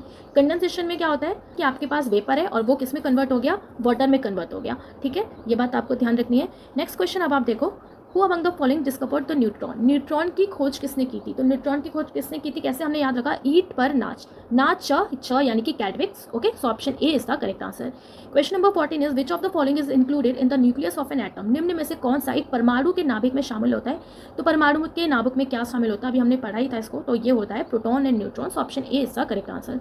Question number next is which is the most abundant element in the universe. तो ब्रह्मांड में सबसे प्रचुर तत्व कौन सा है, तो देखिए सबसे प्रचुर तत्व है हाइड्रोजन, ओके। सो हमारा कौन सा करेक्ट आंसर हो जाएगा, option D. 16th question is barium loses electron to achieve noble gas electronic configuration, okay. तो बेरियम लूज करता है electrons to achieve noble gas electronic configuration, तो कितना लूज करता है, राइट। तो मैंने आपको वैलेंसी बताई थी ना कि एटॉमिक नंबर पे बेस हम इसका कन्फिग्रेशन करते हैं 2, 8, 8, 18, 32 के बेसिस पे। तो यहाँ पे बेरियम का पूछा है, तो हो जाएगा हमारा 2, ओके। तो 2 इलेक्ट्रॉन्स लूज करता है barium, okay, to achieve noble gas electronic configuration. 17th question is what is the atomic mass of sodium. तो एटॉमिक मास क्या होता है सोडियम का, तो कितना होता है, 23 होता है, राइट। सो आपको एटॉमिक मासेस पता होने चाहिए एटलीस्ट 20 तक, तो बहुत अच्छे से। So option C is the correct answer. Question number next is covalent bond is called. अब यहाँ से पूछा है कि कोवेलेंट बॉन्ड को क्या कहा जाता है, तो कोवेलेंट बॉन्ड को मॉलिक्यूलर बॉन्ड भी कहा जाता है, okay. So option A is the correct answer. So आप देखो जो कोवेलेंट बॉन्ड है ना, तो इस टाइप के बॉन्ड को ये फॉर्म्ड होता है बाय शेयरिंग ऑफ इलेक्ट्रॉन्स। जब इलेक्ट्रॉन्स का शेयरिंग होता है तब कोवेलेंट बॉन्ड फॉर्म्ड होता है, ओके। मेटेलिक बॉन्ड जो होता है, ये जो बॉन्ड होते हैं are formed by the collective sharing of electron. जब कलेक्टिव शेयरिंग होती है इलेक्ट्रॉन्स की, the electrons collectively combine with other positive charge metal ions, okay. Ionic bond जो होते हैं, ओके, इनको कहा जाता है इलेक्ट्रोकोवेलेंट बॉन्ड भी इनको कहा जाता है। और ये जो आयनिक बॉन्ड्स होते हैं formed by the complete transfer of electrons. जब कंप्लीट ट्रांसफर होता है इलेक्ट्रॉन्स का तभी आयनिक बॉन्ड होते हैं। हाइड्रोजन बॉन्ड जो होते हैं ये बॉन्ड फॉर्म होते हैं इन पोलर मॉलिक्यूल्स में and it is a type of weaker bonding, और ये वीकर बॉन्डिंग होती है हाइड्रोजन। तो देखो आप, यानी कि एक तरीके से हाइड्रोजन की बात हो रही है, जो पोलर मॉलिक्यूल्स है जो वाटर वगैरह में, तो ईजिली क्या होगा, ये जो बॉन्ड होते हैं ब्रेक हो जाते हैं, ठीक है। तो इसलिए इनको वीकर बॉन्डिंग कहा जाता है, किसको, हाइड्रोजन बॉन्डिंग को। क्वेश्चन नंबर नेक्स्ट है, law of tried was propose by, तो किसने दिया था, तो किसने दिया था, डॉबर्नियर ने दिया था, so option C is the correct answer. Question number 20 is which scientist arrange the periodic table of elements in order of increasing atomic mass, कौन से वैज्ञानिक ने तत्वों की आवर्त सारणी को बढ़ते परमाणु द्रव्यमान के क्रम में व्यवस्थित किया। अब द्रव्यमान की यहाँ पर बात हो रही है, तो किसने किया था द्रव्यमान में, तो मेंडलीव ने किया था, right, so option D is the correct answer. But अगर यहाँ पे एटॉमिक नंबर होता और पेरियोडिक टेबल का पूछा होता तो किसने किया था, मोज़ले ने किया था, तो हमारा बी हो जाता correct answer. Okay, question number 21 आप देखो, the modern periodic table consist of 18 groups and 7 periods, what is the atomic number of the element placed in the third group and the fourth period. Okay, तो आप देखो इसके लिए आपको periodic table का थोड़ा सा नॉलेज होना चाहिए, ठीक है, कि हमारे 18 ग्रुप्स में लास्ट कौन सा है, फर्स्ट कौन सा है। ओके, क्या आप रफली एक आइडिया लेके इसको बना सको। तो यहाँ पर आपसे क्वेश्चन देखो ये पूछा है कि third group and fourth period, ठीक है, तो आप सबसे पहले पेरियोडिक टेबल में देखो थर्ड ग्रुप कौन सा है, तो थर्ड ग्रुप हो गया हमारा ये वाला। ओके, सो आपसे कहा है कि third group and fourth period में कौन सा एलिमेंट है, तो थर्ड ग्रुप में आप देखो स्कैंडियम, फोर्थ पीरियड में कौन आया, स्कैंडियम। स्कैंडियम का जो एटॉमिक नंबर होता है वो कितना होता है, तो वो होता है 21, right, so option A is the correct answer 21, it means scandium है। तो यहाँ पे आपसे एटॉमिक नंबर पूछा है, राइट, सो आपको ध्यान रखना है, और 21 किसका होता है, स्कैंडियम का होता है। Okay, question is halogens have electrons in their outermost shell, तो जो हैलोजेंस हैं उनके सबसे बाहरी कोश में इलेक्ट्रॉन होते हैं, तो कितने इलेक्ट्रॉन होते हैं उनके सबसे बाहरी कोश में, तो देखो कितने होते हैं, 7 इलेक्ट्रॉन्स, राइट, तो याद रखना है आपको हैलोजेंस के सबसे बाहरी कोश में इलेक्ट्रॉन होते हैं 7, राइट। सो देखो halogens are the only periodic table group containing elements in all 3 familiar states of matter. Halogen से और आपको क्या याद रखते हैं कि पूरे पेरियोडिक टेबल में एक ऐसा ग्रुप है जो तीनों स्टेट में पाया जाता है, चाहे वो सॉलिड हो, लिक्विड और गैस हो, okay, at a standard temperature and pressure. Question number 23 is which of the following elements has the highest density, अब इनमें से किसकी हाईएस्ट डेंसिटी होती है, तो देखो किसकी होती है, ऑस्मियम की होती है, right, so option D is the correct answer, right. So देखो फर्स्ट केमिकल एलिमेंट जो है जिसकी लोएस्ट डेंसिटी होती है वो होता है हाइड्रोजन। हाईएस्ट डेंसिटी की बात करें तो कौन सा है, ऑस्मियम, लोएस्ट हाइड्रोजन, ओके, और सबसे ज्यादा किसकी है, तो ऑस्मियम की। ओके, नेक्स्ट क्वेश्चन आप देखो, the elements of the group 3 to 12 are called dash elements और ट्रांजिशन एलिमेंट। समूह 3 से 12 तक के तत्वों को डैश तत्व या संक्रमण तत्व कहा जाता है। तो अब आपसे पूछा है कि ग्रुप 3 to 12, ओके, जो एलिमेंट्स हैं ट्रांजिशन एलिमेंट भी इनको कहा जाता है, तो वो कौन से ब्लॉक में आते हैं, तो देखो वो कौन से ब्लॉक में आते हैं वो डी ब्लॉक में, राइट, सो ऑप्शन बी हो जाएगा इसका करेक्ट आंसर। ओके, सो यहाँ पर आप देख सकते हो ना SPDF ब्लॉक्स में पूरे पेरियोडिक टेबल को डिवाइड कर रखा है। ओके, तो जो ग्रीन से है वो है S ब्लॉक के। ओके, अब ये जो आपको येलो से दिख रहा है ये है D ब्लॉक के, और जो आपको रेड से दिख रहा है ये है P ब्लॉक। ओके, ब्लू जो दिख रहा है आपको ये है F ब्लॉक। ओके, तो S ब्लॉक के एलिमेंट्स आप देखो, S ब्लॉक के एलिमेंट्स है हमारे ये, तो मेनली आपसे यही ज़्यादा पूछा जाता है, अगर इसका पर्टिकुलर एलिमेंट पूछा जाए अंदर का, ठीक है, तो S से ही ज़्यादा पूछा जाता है, तो इसको हम एक ट्रिक से याद कर सकते हैं, राइट। तो देखो S ब्लॉक एलिमेंट्स जो होता है has similar physical and chemical properties, तो जितने भी S ब्लॉक के एलिमेंट्स होंगे उनके similar chemical and physical properties हैं, राइट। ग्रुप 1 में देखो इंक्लूड होता है lithium, sodium, potassium, rubidium, caesium, francium, okay, और इसलिए इनको एल्कली मेटल्स भी कहा जाता है। ट्रिक क्या है इसको याद करने की, सो देखो लीना की रूबी से फ्रेंडशिप है, लीना की रूबी से फ्रेंडशिप है, तो इससे आप इजीली एब्रिविएशन बना के जो S ब्लॉक एलिमेंट्स है इसको याद कर सकते हो। ओके, सो देखो S ब्लॉक में ही आता है हमारा ग्रुप 2, तो ग्रुप 2 आप देख रहे हो, तो ग्रुप 2 इंक्लूड करता है beryllium, magnesium, calcium, strontium, barium, radium, और इसको कहा जाता है एल्कली अर्थ मेटल। वो था एल्कली मेटल, ये है एल्कली अर्थ मेटल। इसकी ट्रिक क्या है, बेटा मांगे कार स्कूटर, बाप रोने से राजी। ओके, तो बाप रोने से राजी, तो ऐसे आपको ध्यान रखना है। ओके, और इसका एब्रिविएशन निकाल के आप इजीली जो ग्रुप 2 के एलिमेंट्स हैं जो S ब्लॉक में आते हैं इसको याद कर सकते हो। ओके, नेक्स्ट आप देखो P ब्लॉक एलिमेंट्स जो है, तो ये जो ब्लॉक है कंटेन करता है नॉन मेटल और semi metal and poor metals को, और P ब्लॉक एलिमेंट्स जो है इसमें 6 ग्रुप आते हैं, 13 से लेके 18 तक, and have their own valence electron, उनका खुद का वैलेंस इलेक्ट्रॉन होता है, तो 13 to 18 ग्रुप इसमें आता है। फिर आप देखो D ब्लॉक एलिमेंट्स, तो D ब्लॉक में आते हैं 3 to 12 ग्रुप्स, ठीक है, जो ग्रुप है 3 से लेकर 12 तक ग्रुप इसमें आते हैं, राइट, और इनको ट्रांजिशन एलिमेंट्स कहा जाता है। सो आपसे यही क्वेश्चन पूछा था कि समूह यानी कि ग्रुप 3 to 12 जो ट्रांजिशन एलिमेंट है वो कौन से ब्लॉक में आते हैं, ठीक है, तो आपको ध्यान रखना है कौन से ब्लॉक में आते हैं, D ब्लॉक में। ओके, नेक्स्ट क्वेश्चन आप देखो 25, विच of the following is not a noble gas. अब आपसे पूछा है कि इसमें से कौन सा नोबल गैस नहीं है, तो देखो कौन सा नोबल गैस नहीं है, ऑक्सीजन इसमें नोबल गैस नहीं है, राइट, सो हमारा करेक्ट आंसर हो जाएगा D। ओके, तो करेक्ट आंसर हो गया हमारा D।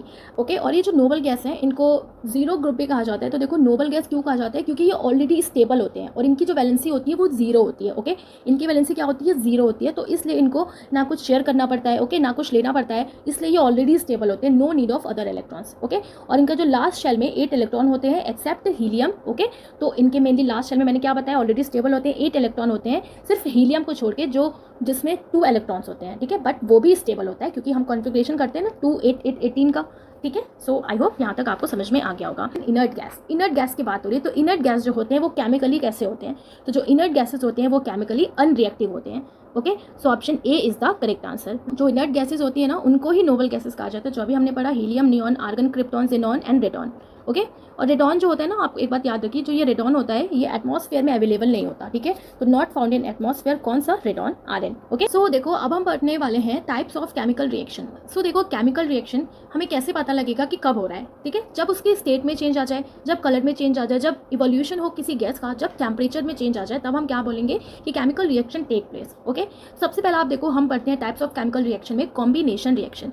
कॉम्बिनेशन रिएक्शन का मतलब ये हो गया कि ऐसा रिएक्शन जब कोई सिंगल प्रोडक्ट फॉर्म करे टू और मोर रिएक्टेंट्स को। ओके, तो उसको हम क्या बोलते हैं? Combination reaction. जैसे कि कैल्शियम ऑक्साइड जब रिएक्ट कर रहा है वाटर से टू प्रोड्यूस स्लेक्ड लाइम, जिसको कैल्शियम हाइड्रोक्साइड कहा जाता है। तो स्लेक लाइम को कभी कभी आपसे पूछा जाता है कि कौन सा स्लेक लाइम है, तो आपको याद रखना है कैल्शियम हाइड्रोक्साइड, जो रिलीज करता है large amount of heat. Okay, तो कैल्शियम ऑक्साइड को जब हमने वाटर के साथ रिएक्ट कराया, ओके, तो इसने हमें क्या दिया? स्लेक लाइम दिया, कैल्शियम हाइड्रोक्साइड दिया प्लस हीट निकली।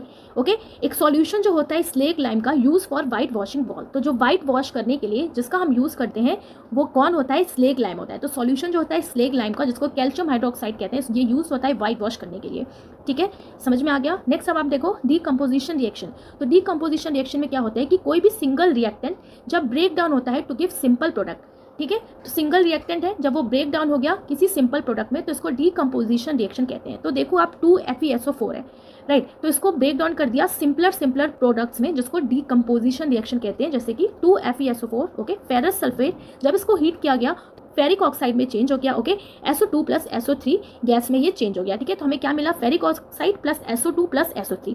ओके, नेक्स्ट आप देखो CaCO3, जब इसको भी हमने हीट किया, CaCO3 को क्या कहते हैं? लाइम स्टोन कहा जाता है। लाइम स्टोन किसको कहा जाता है? कैल्शियम कार्बोनेट को। ओके, और क्विक लाइम यानी कि CaO, कार्बन डाइऑक्साइड इसमें निकल के बाहर आ गई, और this reaction is thermal decomposition. ये थर्मल डीकम्पोजिशन रिएक्शन का एग्जाम्पल है। ओके, तो डीकम्पोजिशन हो गया कैल्शियम कार्बोनेट का टू कैल्शियम ऑक्साइड में एंड कार्बन डाइऑक्साइड में ऑन हीटिंग। तो एक ये इंपॉर्टेंट डीकम्पोजिशन रिएक्शन है जो यूज होता है वेरियस इंडस्ट्रीज में।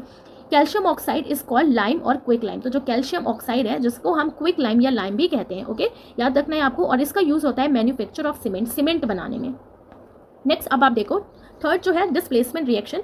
तो देखो डिस्प्लेसमेंट रिएक्शन से समझ में आ रहा है किसी चीज़ को हमने डिस्प्लेस कर दिया, राइट। तो देखो जब कोई एक हाई रिएक्टिव मेटल होता है ना, तो जब वो डिस्प्लेस कर देता है किसी लेस रिएक्टिव मेटल को किसी भी रिएक्शन में, तो उसको हम डिस्प्लेसमेंट रिएक्शन कहते हैं।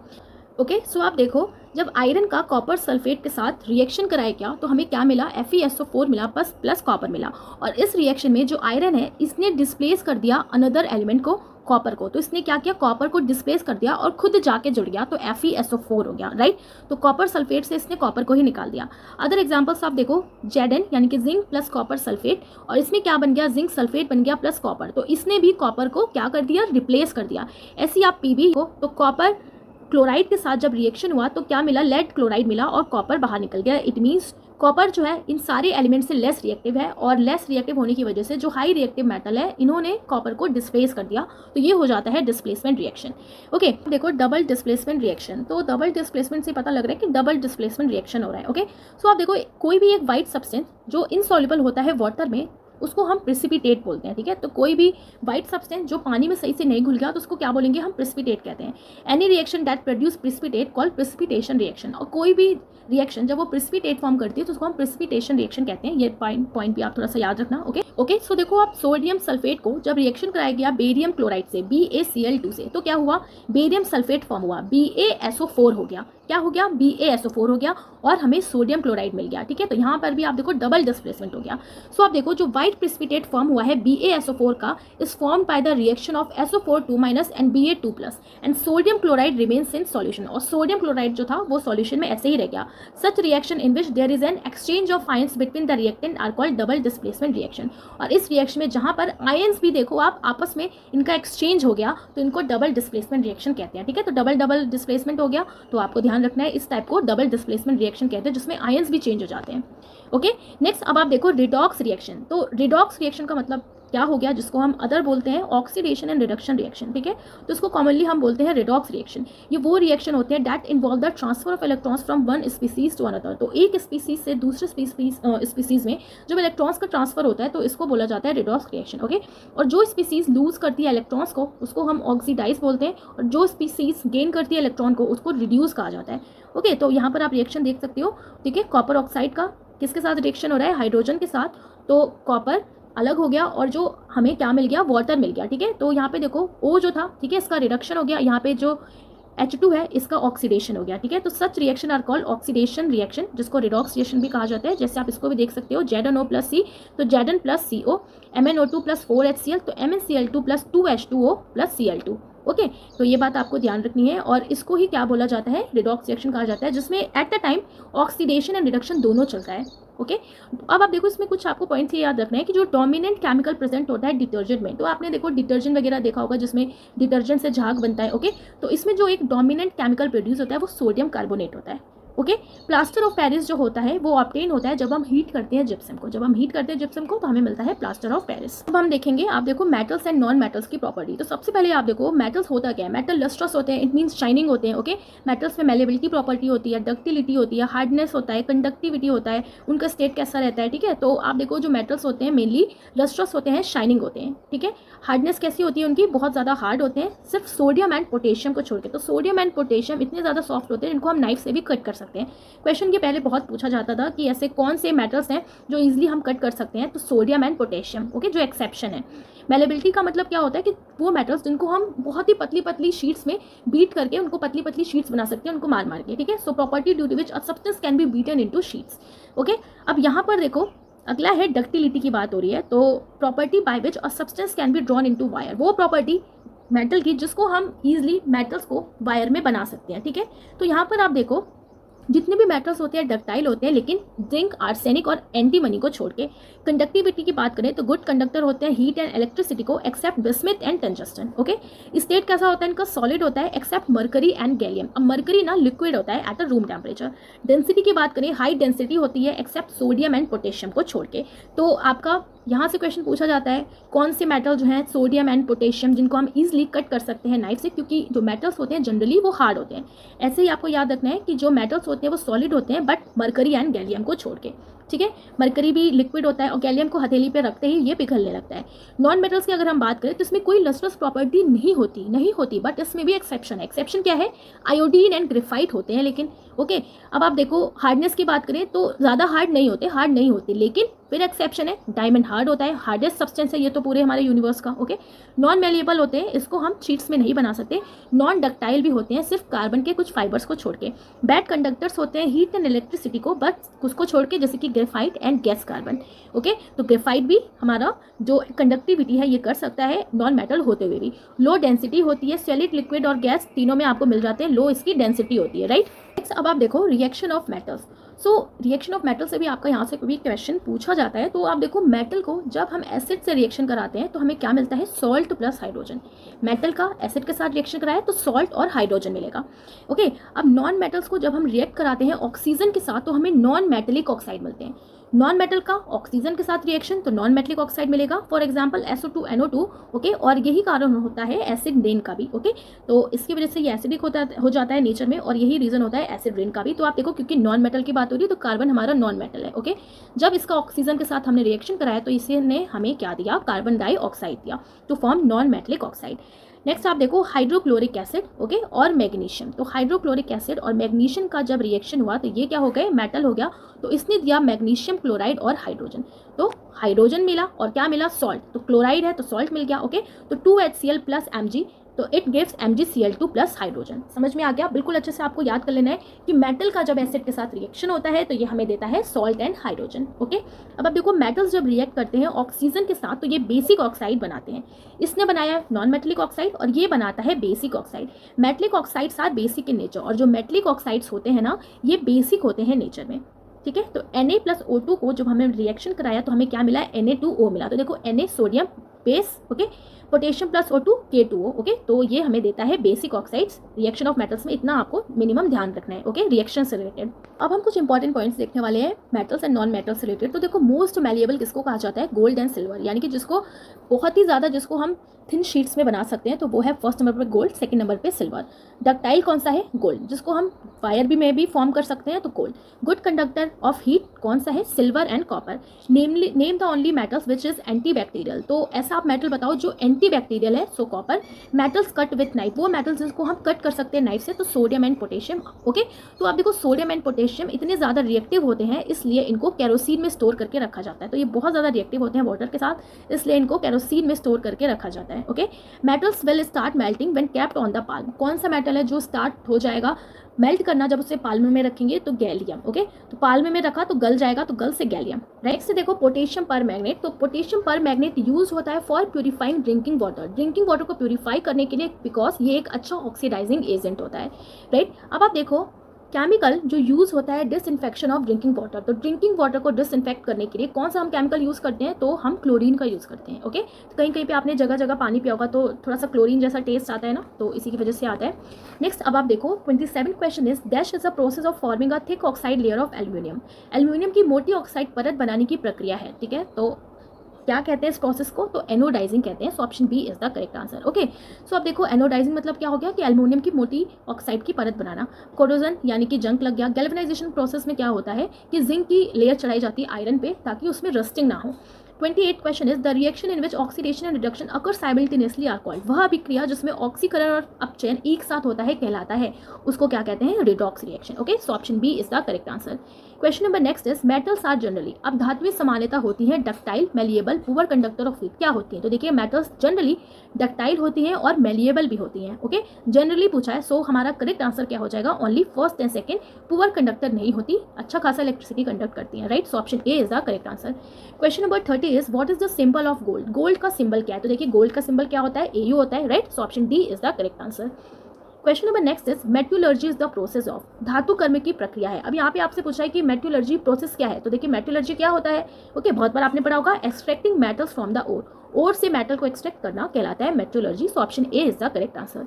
Question number 32 is with reference to metals and their ores which of the following pair is incorrect, तो धातु और उनके अयस्क के संदर्भ में निम्नलिखित में से कौन सा युग्म गलत है, तो देखिए कौन सा युग्म गलत है, कोबाल्ट का स्मेलाइट, गोल्ड का कैल्वरलाइट, मरकरी का ग्रीन कोआइट, एल्यूमिनियम का क्रायोलाइट, ओके। तो आपसे यहाँ पे पूछा है कि कौन सा गलत है, तो देखो आप कौन सा गलत हो जाएगा, ऑप्शन सी यानी कि मरकरी का ग्रीन कोआइट, ओके। ध्यान रखना है आपको, एल्यूमिनियम एक इंपॉर्टेंट मेटल है, तो इसके जो इंपॉर्टेंट नोट्स हैं आप देख लीजिए, bauxite, cryolite, corundum, flat spare, okay. तो एल्यूमिनियम से आप याद रखिए आलू को रखता है बॉक्स में, बॉक्सराइट, ओके, क्रायोलाइट, ओके। और कई लोग आलू को देख के रोने लगते हैं, अरे यार क्या सब्जी है, तो क्रायोलाइट, कोरेंडम, ठीक है।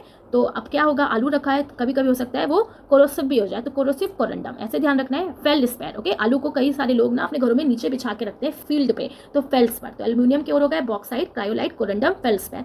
कोबाल की आप देखो स्मेलाइट, कोबालाइट और एर्थराइट, ठीक है। तो ये कोबाल्ट के इंपॉर्टेंट ओर हो गए, तो ये आपको ध्यान रखना है, राइट। नेक्स्ट क्वेश्चन आप देखो, ठीक है, तो हमारा ऑप्शन सी हो जाएगा इसका करेक्ट आंसर। नेक्स्ट क्वेश्चन आप देखो, बेरिल इज द ओर या मिनरल ऑफ, तो बेरिल जो है किसका ओर या मिनरल है, तो बेरिल से समझ में आ रहा है beryllium, right. So option B is the correct answer. आपको इसमें इंपॉर्टेंट पॉइंट याद रखना है कि टर्क्योइज एक ओर है मिनरल का, किसका, कॉपर का, ठीक है। तो टर्क्योइज किसका ओर या मिनरल है, तो कॉपर का, राइट। तो ये बात आपको ध्यान रखनी है। अदर इंपॉर्टेंट ओर्स आप देखो, सो देखिए एल्यूमिनियम का होता है bauxite, feldspar, alunite, corundum, kaolin, cryolite, magnesium का magnesite, Epsom salt, carnallite, dolomite, kieserite, okay. So देखिए ये जो ओर्स है ना, इनसे पहले बहुत क्वेश्चन आता था, बट अब कुछ इनका क्वेश्चंस का जो नंबर हम देखें ओर्स का तो कम हो गया है, बट फिर भी आपको जो जनरल है वो अच्छे से याद रखना है। जैसे एल्यूमिनियम का बॉक्साइट पूछा जाता है, फेल्डस्पार, कोरेंडम, ओके। सिल्वर का आप देखो तो हॉर्न सिल्वर, रूबी सिल्वर, तो इसमें तो ऑलरेडी सिल्वर है, ऐसे समझ में आ रहा है। जिंक का जिंसाइट, जिंक प्लांट, कैडमियम का ग्रेनोसाइट, आयरन का आप देखो limonite, siderite, copper pirate, haematite, magnetite, uranium का पिच ब्लैंड, कैरेनाइट, लेड का गैलिना, ओके, बेरियम का बेराइट, एंटीमनी का स्टीबनाइट, गोल्ड का सिल्वेनाइट और कैल्वराइट, ठीक है। सो गोल्ड का सिल्वर, गोल्ड का कॉम्बिनेशन सिल्वर के साथ रहता है, तो सिल्वरनाइट और कैल्वराइट, ठीक है।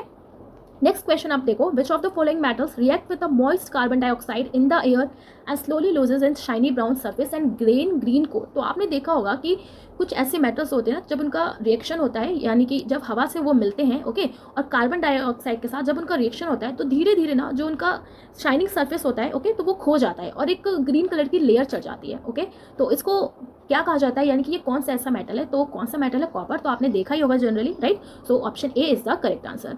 ओके, सो अब आप देखो कुछ स्टेट्स हम रिलेटेड पॉइंट हम देखने वाले हैं स्टेट से रिलेटेड। तो 5 स्टेट्स होते हैं मैटर के, हमें पता है, सॉलिड, लिक्विड, गैस, फोर्थ होता है प्लाज्मा, फिफ्थ होता है बोस आइंस्टाइन कंडेंसेट। ठीक है, तो सॉलिड, लिक्विड, गैस तो हम लोग जानते हैं, ओके, बट अगर आपसे एग्जाम में फोर्थ पूछ ले, याद रखना है प्लाज्मा, फिफ्थ होता है बोस आइंस्टाइन कंडेंसेट। ओके, तो देखिए आप 1924 में ना जो अल्बर्ट आइंस्टाइन थे, उन्होंने प्रेडिक्ट किया था एक न्यू स्टेट ऑफ मैटर जिसको बोस आइंस्टाइन कंडेंसेट नाम दिया गया था। ठीक है, on the basis of quantum formulation by the Indian physics Satyendra Nath Bose.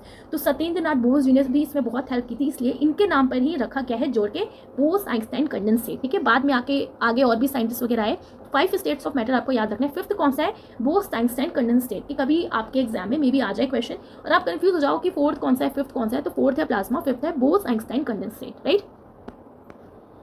Next अब आप देखो इंपॉर्टेंट पॉइंट्स आपको क्या याद रखने हैं कि जो प्योरेस्ट फॉर्म होता है वाटर का नेचर में, वो कौन सा होता है, rain water. Okay, distilled water is known as absolutely free from any impurity. Formation जो होता है लेदर का with soap will be employed to test the hardness of water. Okay, तो हार्डनेस ऑफ वाटर चेक करने के लिए कोई पानी कितना झाग दे रहा है सोप के साथ, ठीक है, कितना लेदर दे रहा है, तो इससे हम टेस्ट कर सकते हैं हार्डनेस ऑफ वाटर की। अगर कोई झाग नहीं दे रहा है तो इसमें पानी बहुत ज़्यादा हार्ड है, ओके, बेकार पानी है। अगला आप देखो, washing soda is use for improving permanent hardness of water. तो वॉशिंग सोडा का हम यूज़ करते हैं परमानेंट हार्डनेस ऑफ वाटर को रिमूव करने के लिए। बॉइलिंग पॉइंट जो होता है लिक्विड का वेरी एज प्रेशर वेरी, जैसे जैसे प्रेशर में चेंजेस आता है वैसे बॉइलिंग पॉइंट जो होते हैं लिक्विड का उसमें भी चेंज आता है। Okay, eudiometer measures volume of gases. तो वॉल्यूम ऑफ गैसेस को कौन सा मीटर से मेजर किया जाता है, eudiometer. Solid carbon dioxide is known as dry ice. तो सॉलिड कार्बन डाइऑक्साइड होता है, इसको हम ड्राई आइस कहते हैं। हैवी वाटर जो होता है उसको हम कहते हैं ड्यूटेरियम ऑक्साइड D2O, राइट। तो heavy water D2O, solid carbon dioxide dry ice. ठीक है, अब हम देखो नेक्स्ट हम देखने वाले हैं पीएच वैल्यू से रिलेटेड। तो पीएच वैल्यू से भी आपका क्वेश्चन पूछ लिया जाता है। ओके, तो देखो यहाँ पे जो पीएच होता है ये मेजर होता है कंसंट्रेशन ऑफ हाइड्रोजन आयंस का। तो कितना कंसंट्रेशन है हाइड्रोजन आयंस का, ओके, तो ये किस पे बेस्ड होता है, एसिडिटी और एल्किनिटी किसी भी सॉल्यूशन का बताता है कि कोई भी सॉल्यूशन कितना एसिडिक है, कितना एल्काइन है, इट मीन्स बेसिक है। ओके, सो देखो अगर 7 होता है तो सॉल्यूशन वो न्यूट्रल है। ओके, 7 से कम होता है तो एसिडिक है, 7 से ज़्यादा है तो वो बेसिक है, राइट। स्केल जो होता है वो 0 से 14 तक चलता है। ओके, पी का मतलब होता है यहाँ पे पोटेंस। तो एक बार आपसे पूछा गया कि पी का मतलब क्या होता है, तो ध्यान रखना है आपको पोटेंस। प्योर वाटर का होता है 7। पीएच वैल्यू जो होता है एसिड का, ओके, तो वो कंसीडर होता है जितने भी बिलो 7 होता है। लेमन जूस का 4 जो एसिडिक होता है। PH value of tooth start decay. Okay, तो जो हमारा टूथ होता है जब वो डिके होने स्टार्ट हो जाता है तो इसका जो पीएच हो जाता है वो 5.5 हो जाता है। ब्लड का होता है 7.4। तो देखो ब्लड को कहते हैं ना कि हमारा खून सच्चा है, सच्चा 7.4। ओके, तो ये बात आपको ध्यान रखनी है। यहाँ पे आप अदर भी देख सकते हैं, ठीक है, सबका दे रखा है, battery acid, sulphuric acid, acid rain का, एसिडिक लेक का, मिल्क का। जो मिल्क का होता है 6.5 से लेकर 6.8। ओके, प्योर वाटर का 7 होता है, सी वाटर का एग का पीएच 8 होता है। ओके, ब्लीच वगैरह का 13 होता है, लिक्विड ड्रेन क्लीनर का पीएच होता है 14। ओके, नेक्स्ट अब आप देखो फाइबर्स की हम बात करें, ओके, इंपॉर्टेंट रेशियो वगैरह की। तो देखिए जो हमारा नेचुरल फाइबर होता है ना, ओके, जिससे कॉटन भी बनाया जाता है, तो ये बेसिस क्या होता है इसका, cellulose. So the base of vegetable fibre is cellulose. Strongest natural fibre की बात करें तो ये होता है सिल्क फाइब्रोइन, या आप सिल्क फाइबर भी कह सकते हैं। ओके, और इसमें सिल्क फाइब्रोनिन प्रोटीन प्रेजेंट रहता है। बेकेलाइट जो होता है ये क्या होता है, प्लास्टिक होते हैं, ओके, जो एक पॉलीमर है और ये पुअर कंडक्टर होता है किसका, इलेक्ट्रिसिटी का। इस वजह से इसका यूज़ करके स्विच और हैंडल्स वगैरह बनाए जाते हैं। ओके, टेफ्लॉन जो होता है ये यूज़ होता है as a non stick coating for cooking utensils के लिए। नायलॉन जो होता है एक फुली मैन मेड फाइबर है। तो आप यहाँ पे आप देख सकते हो फाइबर्स को डिफरेंट कैटेगरीज में बांटा गया है, नेचुरल और मैन मेड। ओके, नेचुरल में cellulose, protein based, mineral based. Okay, और सेलुलोज बेस्ड में भी आप देखो जूट होता है, लीफ में आ जाता है हमारा, ओके, और सीड हेयर में आ जाता है कॉटन, स्टेपल, फिलामेंट। ठीक है, बहुत सारी कैटेगरीज हैं इसकी हमारी फाइबर्स की भी। तो जो इंपॉर्टेंट है वो आपको याद रखना है, ठीक है, कि टेफ्लॉन कहाँ यूज़ होता है। सिंथेटिक पॉलीमर की बात करें तो एक्रेलिक आता है जिसके कपड़े वगैरह होते हैं, ठीक है। नायलॉन की रस्सियाँ बनाई जाती हैं तो बहुत ज़्यादा मजबूत होती हैं, ओके, स्ट्रॉन्ग होती हैं।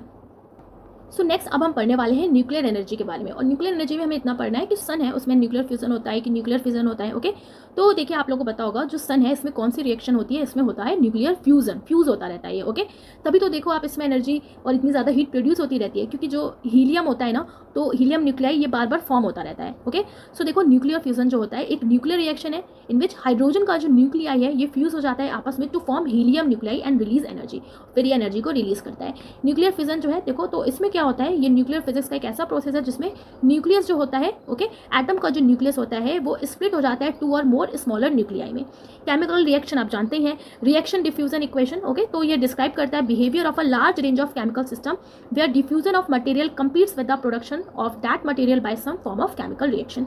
ओके, तो सन में क्या होता है, सन में होता है हमारा nuclear fusion. Okay, so option C is the correct answer. Question number next is Pierre Curie share the 1903 Nobel prize in physics with his wife Marie Curie and Henri Becquerel और the discovery related to. Okay, तो question पूछा है कि जो Marie Curie थे, okay, और जो Pierre Curie थे, उन्होंने अपनी वाइफ के साथ और हेनरी बैक्यूरेल के साथ एक नोबेल प्राइज को साझा किया था 1903 में। किस पे बेसिस था, वो किस लिए मिला था, तो किस लिए मिला था इनको, रेडियो एक्टिविटी के लिए। Okay, so option A is the correct answer, right. So देखो एक चीज आपको ध्यान रखनी है, जो सिंबल होता है टिन का वो क्या होता है, SN होता है। ठीक है, देखने वाले हैं माइक्रो ऑर्गेनिजम्स फ्रेंड एंड फो। तो माइक्रो ऑर्गेनिजम्स फ्रेंड एंड फो यानी कि जो हमारे माइक्रो ऑर्गेनिजम्स होते हैं हमारे फ्रेंड भी होते हैं दुश्मन भी होते हैं, इनसे रिलेटेड इंपॉर्टेंट पॉइंट्स को। तो सबसे पहले आप देखो फर्मेंटेशन आपसे एग्जाम में बहुत पूछा जाता है। तो ये एक ऐसा मेटाबॉलिक प्रोसेस है जो कन्वर्ट करता है शुगर को एसिड में, गैसेस में या अल्कोहल में।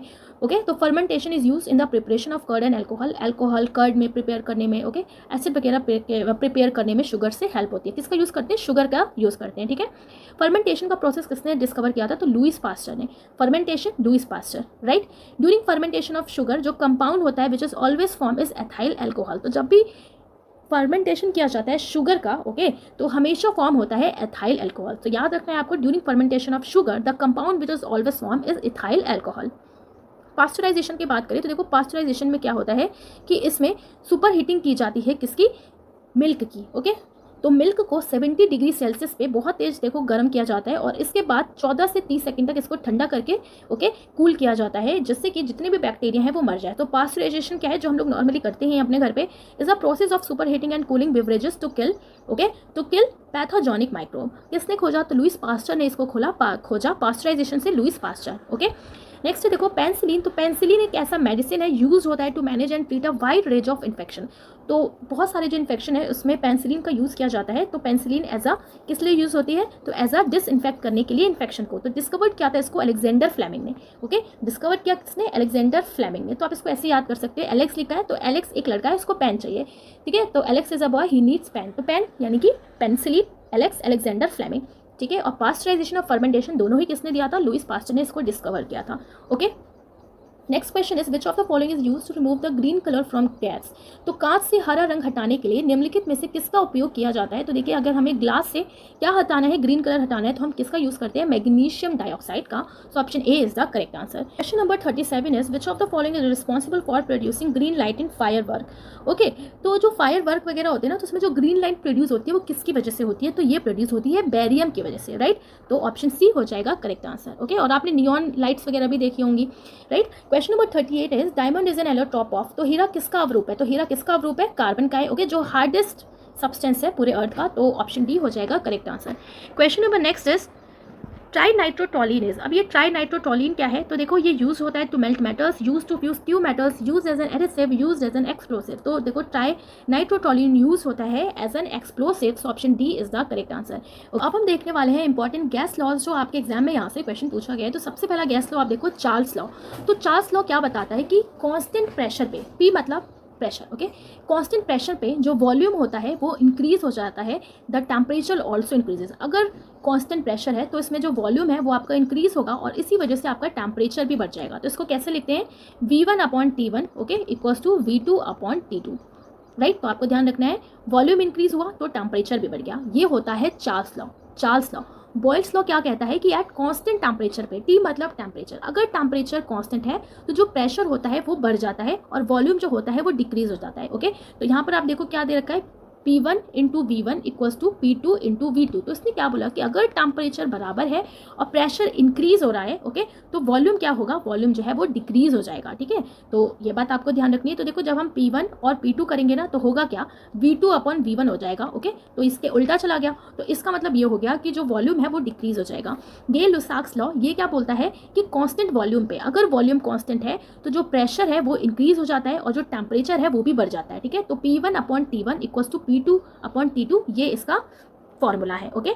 और देखो आप एवोगाड्रो लॉ ये क्या बोलता है कि when the amount of gas increases, जब कोई गैस का अमाउंट इंक्रीज हो जाता है तो जो वॉल्यूम होता है गैस का ऑल्सो इंक्रीजेस, ठीक है। तो अमाउंट अगर गैस का इंक्रीज हो जाएगा तो ऑब्वियस से बात है वॉल्यूम भी बढ़ेगा, ओके। तो इन्होंने क्या बताया, V upon N equals to constant, right. तो इसको बोलते हैं एवोगाड्रो लॉ। नेक्स्ट आप देखो आइडियल गैस लॉ। तो आइडियल गैस लॉ का कभी कभी आपसे इक्वेशन पूछ लेता है, तो क्या होता है, PV इक्वल्स टू NRT, बिल्कुल याद रख लो, PV equals to NRT ideal gas law का फॉर्मूला होता है, ठीक है। अब आप देखो जिसने केमिस्ट्री पहले पढ़ी होगी तो वो इजीली इसको समझ जाएगा, और जिसके बैकग्राउंड साइंस नहीं रहा होगा तो उसको थोड़ी सी प्रॉब्लम हो सकती है, ओके। तो यहाँ पे मैंने आपको थोड़ा सा समझा दिया, थोड़ा सा आप इसको और पढ़ सकते हैं क्योंकि ये इंपॉर्टेंट है। आपसे डायरेक्ट पूछा गया है एज अ लैंग्वेज में कि at a constant temperature pressure increases then volume decreases. तो ये किसका लॉ है, बॉयल्स लॉ है, चार्ल्स लॉ है, ठीक है। तो इस तरीके से पूछा गया है, तो आपको ये थोड़ा सा ध्यान रखना है। नेक्स्ट आप देखो डाल्टन्स लॉ। तो डाल्टन लॉ जो होता है इन्होंने दिया था पार्शियल प्रेशर के लिए, okay. So Dalton's law of partial pressure, एक ये भी गैस का लॉ है। तो इन्होंने क्या बताया कि जो total pressure exerted bye a mixture of gases, कई सारे मिक्सचर हैं गैसेस का, तो जो भी वो टोटल प्रेशर एक्सर्ट करते हैं वो इक्वल होता है to the sum of partial pressure exerted by each individual gas in the nature. तो सीधी सी बात है, इन्होंने बोला कि जो टोटल प्रेशर होता है, ठीक है, जो भी टोटल आपका प्रेशर होता है किसी भी मिक्सचर ऑफ गैसेस का, वो इक्वल होता है सम ऑफ पार्शियल प्रेशर। अब ये जितना प्रेशर एक्सर्ट करेगा, ये कितना करेगा, ये कितना करेगा, तो इन दोनों का मिला के, ओके, वो टोटल प्रेशर के बराबर होता है। यही है डाल्टन का लॉ, ठीक है। तो याद रखना है आपको, Dalton law of partial pressure can be mathematically expressed as, तो इसको हम एक्सप्रेस कर सकते हैं प्रेशर टोटल इक्वल्स टू जितने पार्शियल प्रेशर है P1 P2 P3, ओके, जितने भी हैं। तो यहाँ पर आप देख रहे हो P1 P2 को प्लस कर दिया, तो जब ये कंबाइन हो गया तो हमें टोटल प्रेशर मिल गया। तो इसी को डाल्टन लॉ का पार्शियल प्रेशर कहा जाता है। पूरा नाम क्या है, Dalton law of partial pressure, okay. तो ध्यान रखिएगा। और डाल्टन से रिलेटेड हमने कई सारे थ्योरीज भी पढ़ लिए हैं, ओके। कंबस्शन, अब आप देखो कंबस्शन से भी आपका क्वेश्चन पूछा गया है। तो कंबस्शन में आपको याद रखना है, कंबस्शन का मतलब क्या हो गया, कोई चीज़ जलना, ठीक है, कंबस्ट हो रही है। तो यहाँ पर आप देखो कैंडल, आप देखो, ठीक है। तो कैंडल की फ्लेम आपने देखी होगी। तो कभी आप कैंडल को बचपन में कहते हैं ना कि देखो मैं कैंडल की जो मेरी फिंगर है मैं ऐसे आगे पीछे कर रहा हूँ, फिर भी मेरी उंगली नहीं जल रही है। तो ऐसा इसलिए होता है कि कैंडल का जो भी फ्लेम होता है उसके पूरे फ्लेम में ऐसा नहीं होता कि आपको हीट लगेगी या आपको वो जला देगा फ्लेम, ओके। होता क्या है, डिफरेंट जोन्स होते हैं कैंडल फ्लेम में। तो कैंडल फ्लेम में 3 डिफरेंट टाइप के जोन होते हैं, एक आउटर जोन होता है, एक मिडल जोन होता है, एक इनर जोन होता है, राइट। तो जो फर्स्ट जोन होता है जिसको हम क्या बोलते हैं, आउटर जोन बोलते हैं, जो कंबस्टन होता है, ठीक है। तो ड्यू टू कंप्लीट कंबस्टन जो आउटर जोन होता है वो हमें ब्लू कलर का दिखता है। तो वो पूरी तरीके से वो कंबस्टन हो रहा होता है, इसलिए उसको क्या कहा जाता है, आउटर जोन, और वो ब्लू कलर का होता है। और ये जो जोन होता है ये बिल्कुल हॉटेस्ट होता है, इसलिए कभी भी आप फ्लेम के ऊपर अगर हाथ लगाओगे ना तो आपको बहुत तेज हीट लगेगी और आपकी उंगली भी जल जाएगी, ठीक है। और ये जो ब्लू कलर का जोन होता है इसको non luminous part of flame भी कहा जाता है। येलो कलर रीजन जो होता है ये ब्राइट पार्ट होता है फ्लेम का, जो बहुत ज़्यादा रोशनी जिससे दी जाती है, ठीक है, जिससे रोशनी हमें देखने को मिलती है। और ये मॉडरेटली हॉट होता है। Partial combustion of fuel takes place, और पार्शियल कंबस्टन होता है इसमें, ओके। लीस्ट हॉट रीजन जो होता है वो फ्लेम होता है। लीस्ट हॉट रीजन जो होता है फ्लेम का वो प्रेजेंट रहता है इनर मोस्ट, जो सबसे अंदर का जो जोन होता है इनर मोस्ट, वो सबसे कम गर्म होता है, ओके। और ये जो इनर जोन होता है ये ब्लैक कलर का होता है due to presence of unburnt wax vapour.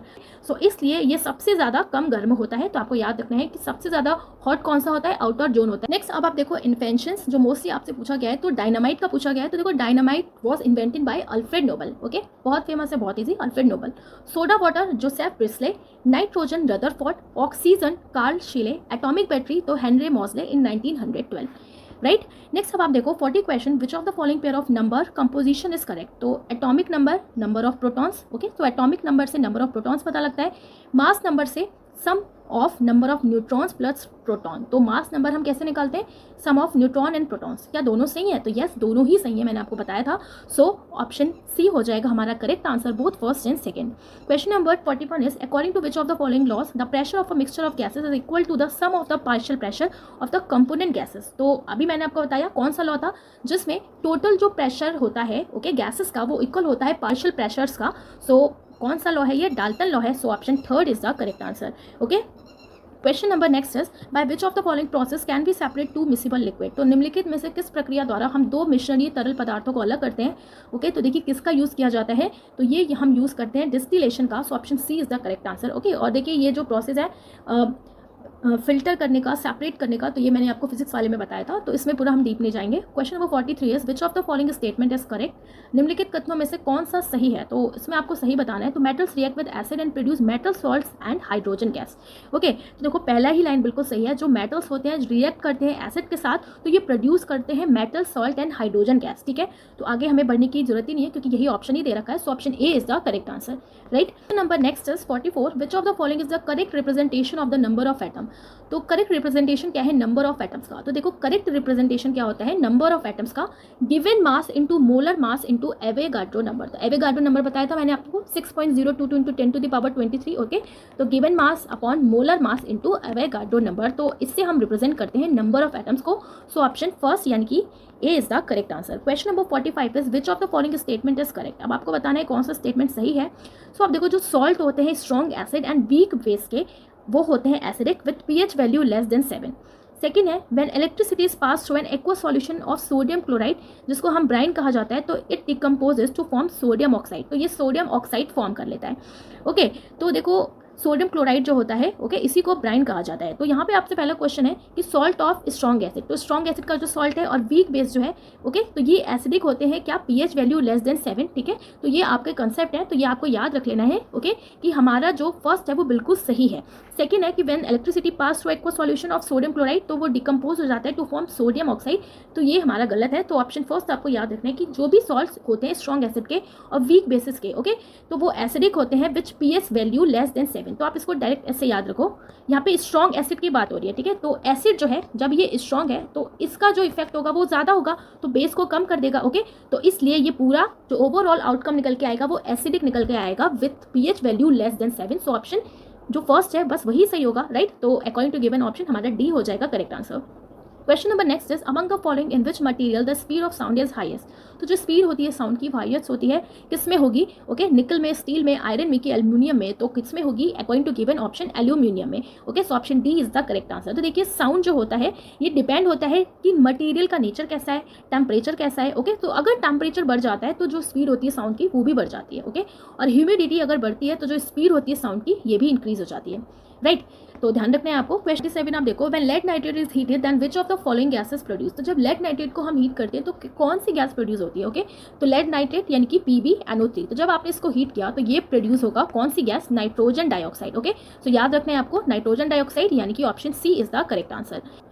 Okay so देखो आप जब हमने लेड नाइट्रेट को हीट किया तो हमें क्या मिला, हमें मिला लेड ऑक्साइड और नाइट्रोजन डाइऑक्साइड। ठीक है तो ऑप्शन सी हो जाएगा correct. Next question is what is the pH of human blood. तो ह्यूमन ब्लड का pH आपसे पूछा है, तो देखो आप ह्यूमन ब्लड का pH क्या होता है, सच्चा यानी कि 7/4। सो option D is the correct answer. Okay so other आप pH देखो तो गैस्ट्रिक जूस का 1.4, लेमन जूस का 1.8 से लेकर 2.0 के बीच में, विनेगर का 2.9, टोमेटो का 4 से 4.5, rain water 5.6 to 6, acid rain 2 to 5.6, urine 6, human saliva 6.5 से लेकर 7.5, water 7, baking soda solution 8.5, ammonia okay 10.6, concentrated of sodium hydroxide 14। ठीक है तो ये इंपॉर्टेंट आपको कुछ याद रखनी है जैसे कि lemon juice, vinegar, tomato, rain water, acid वगैरह का और ब्लड का।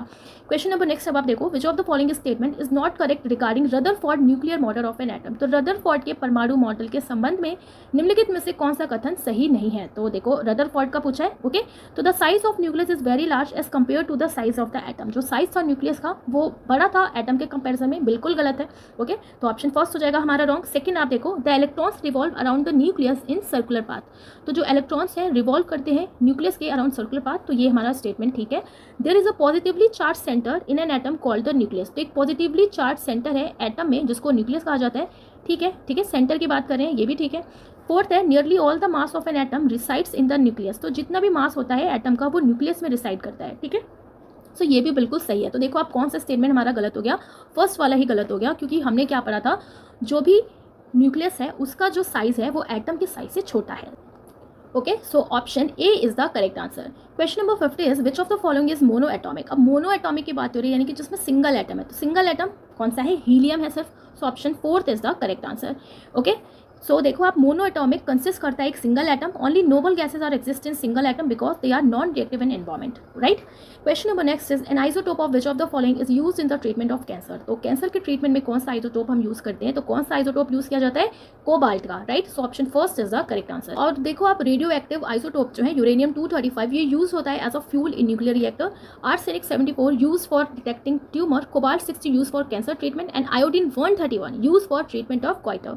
52 question is what is the maximum number of electrons that the third orbit or M shell can have. तो हमने पढ़ा था ना एम शेल में कितने हो सकते हैं, नील बोर के जो एटॉमिक मॉडल था उसके अकॉर्डिंग, तो 18, right. So option C is the correct answer.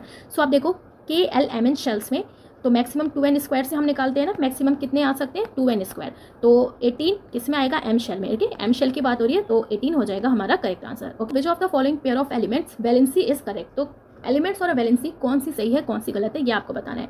Boron की देखो 2 है, ठीक है। तो आप देखो पहले, सबसे पहले बोरॉन का एटॉमिक नंबर क्या होता है, hydrogen, helium, lithium, beryllium, boron, तो क्या होता है 5 होता है। कितना होता है 5। इलेक्ट्रॉनिक कॉन्फ़िगरेशन करेंगे किसके बेसिस पे, 2, 8, 8, 18 के बेसिस पे, ठीक है।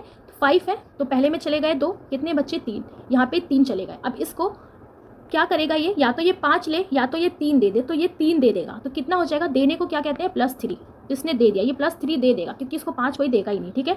तो ये क्या हो जाएगा +3 हो जाएगा, तो बोरॉन का गलत है वैलेंस, ठीक है। नेक्स्ट है फ्लोरीन, ठीक है। अब फ्लोरीन देखो कितने पे आता है, तो फ्लोरीन आप देखो hydrogen, helium, lithium, beryllium, boron, carbon, nitrogen, oxygen, fluorine. तो फ्लोरीन हमारा आता है कौन सी पोजीशन पे, 9 पोजीशन पे, यानी कि फ्लोरीन का एटॉमिक नंबर है 9, ठीक है। फ्लोरीन हो गया 9। अब फ्लोरीन का भी कॉन्फ़िगरेशन करेंगे तो ये जाएगा 2, ओके। सेकंड में कितना जाएगा, 8 जाएगा, तो 2 तो ऑलरेडी चले गए, बचे कितने, बचे हमारे पास 7। तो इसको बस 1 चाहिए ना, इसको कितना चाहिए, बस 1 चाहिए, तो ये 1 लेगा, तो ये लेगा, तो इस पर क्या आ जाएगा, लेने को माइनस, तो -1 होती है फ्लोरीन की वैलेंसी, ठीक है। तो दोनों ही बिल्कुल गलत है। सो हमारा करेक्ट आंसर क्या हो जाएगा, neither first nor second. Question number 54 है कि आपको इसमें मैच द फॉलोइंग करना है। एटॉमिक थ्योरी ऑफ मैटर, तो एटॉमिक थ्योरी ऑफ मैटर किसने दिया था, जॉन डाल्टन ने दिया था, राइट। तो फर्स्ट का क्या हो जाएगा, सी हो जाएगा। पोटेशियम सल्फेट की बात हो रही है, तो देखो पोटेशियम सल्फेट क्या है, पोटेशियम सल्फेट एक कंपाउंड है, राइट। तो सेकंड का क्या हो जाएगा, ए हो जाएगा। सोडियम क्या है, तो सोडियम का आपको इसके लिए सिंबल बताना चाहिए, सोडियम को हम लिखते हैं Na, कोबाल्ट को लिखते हैं CO, ओके।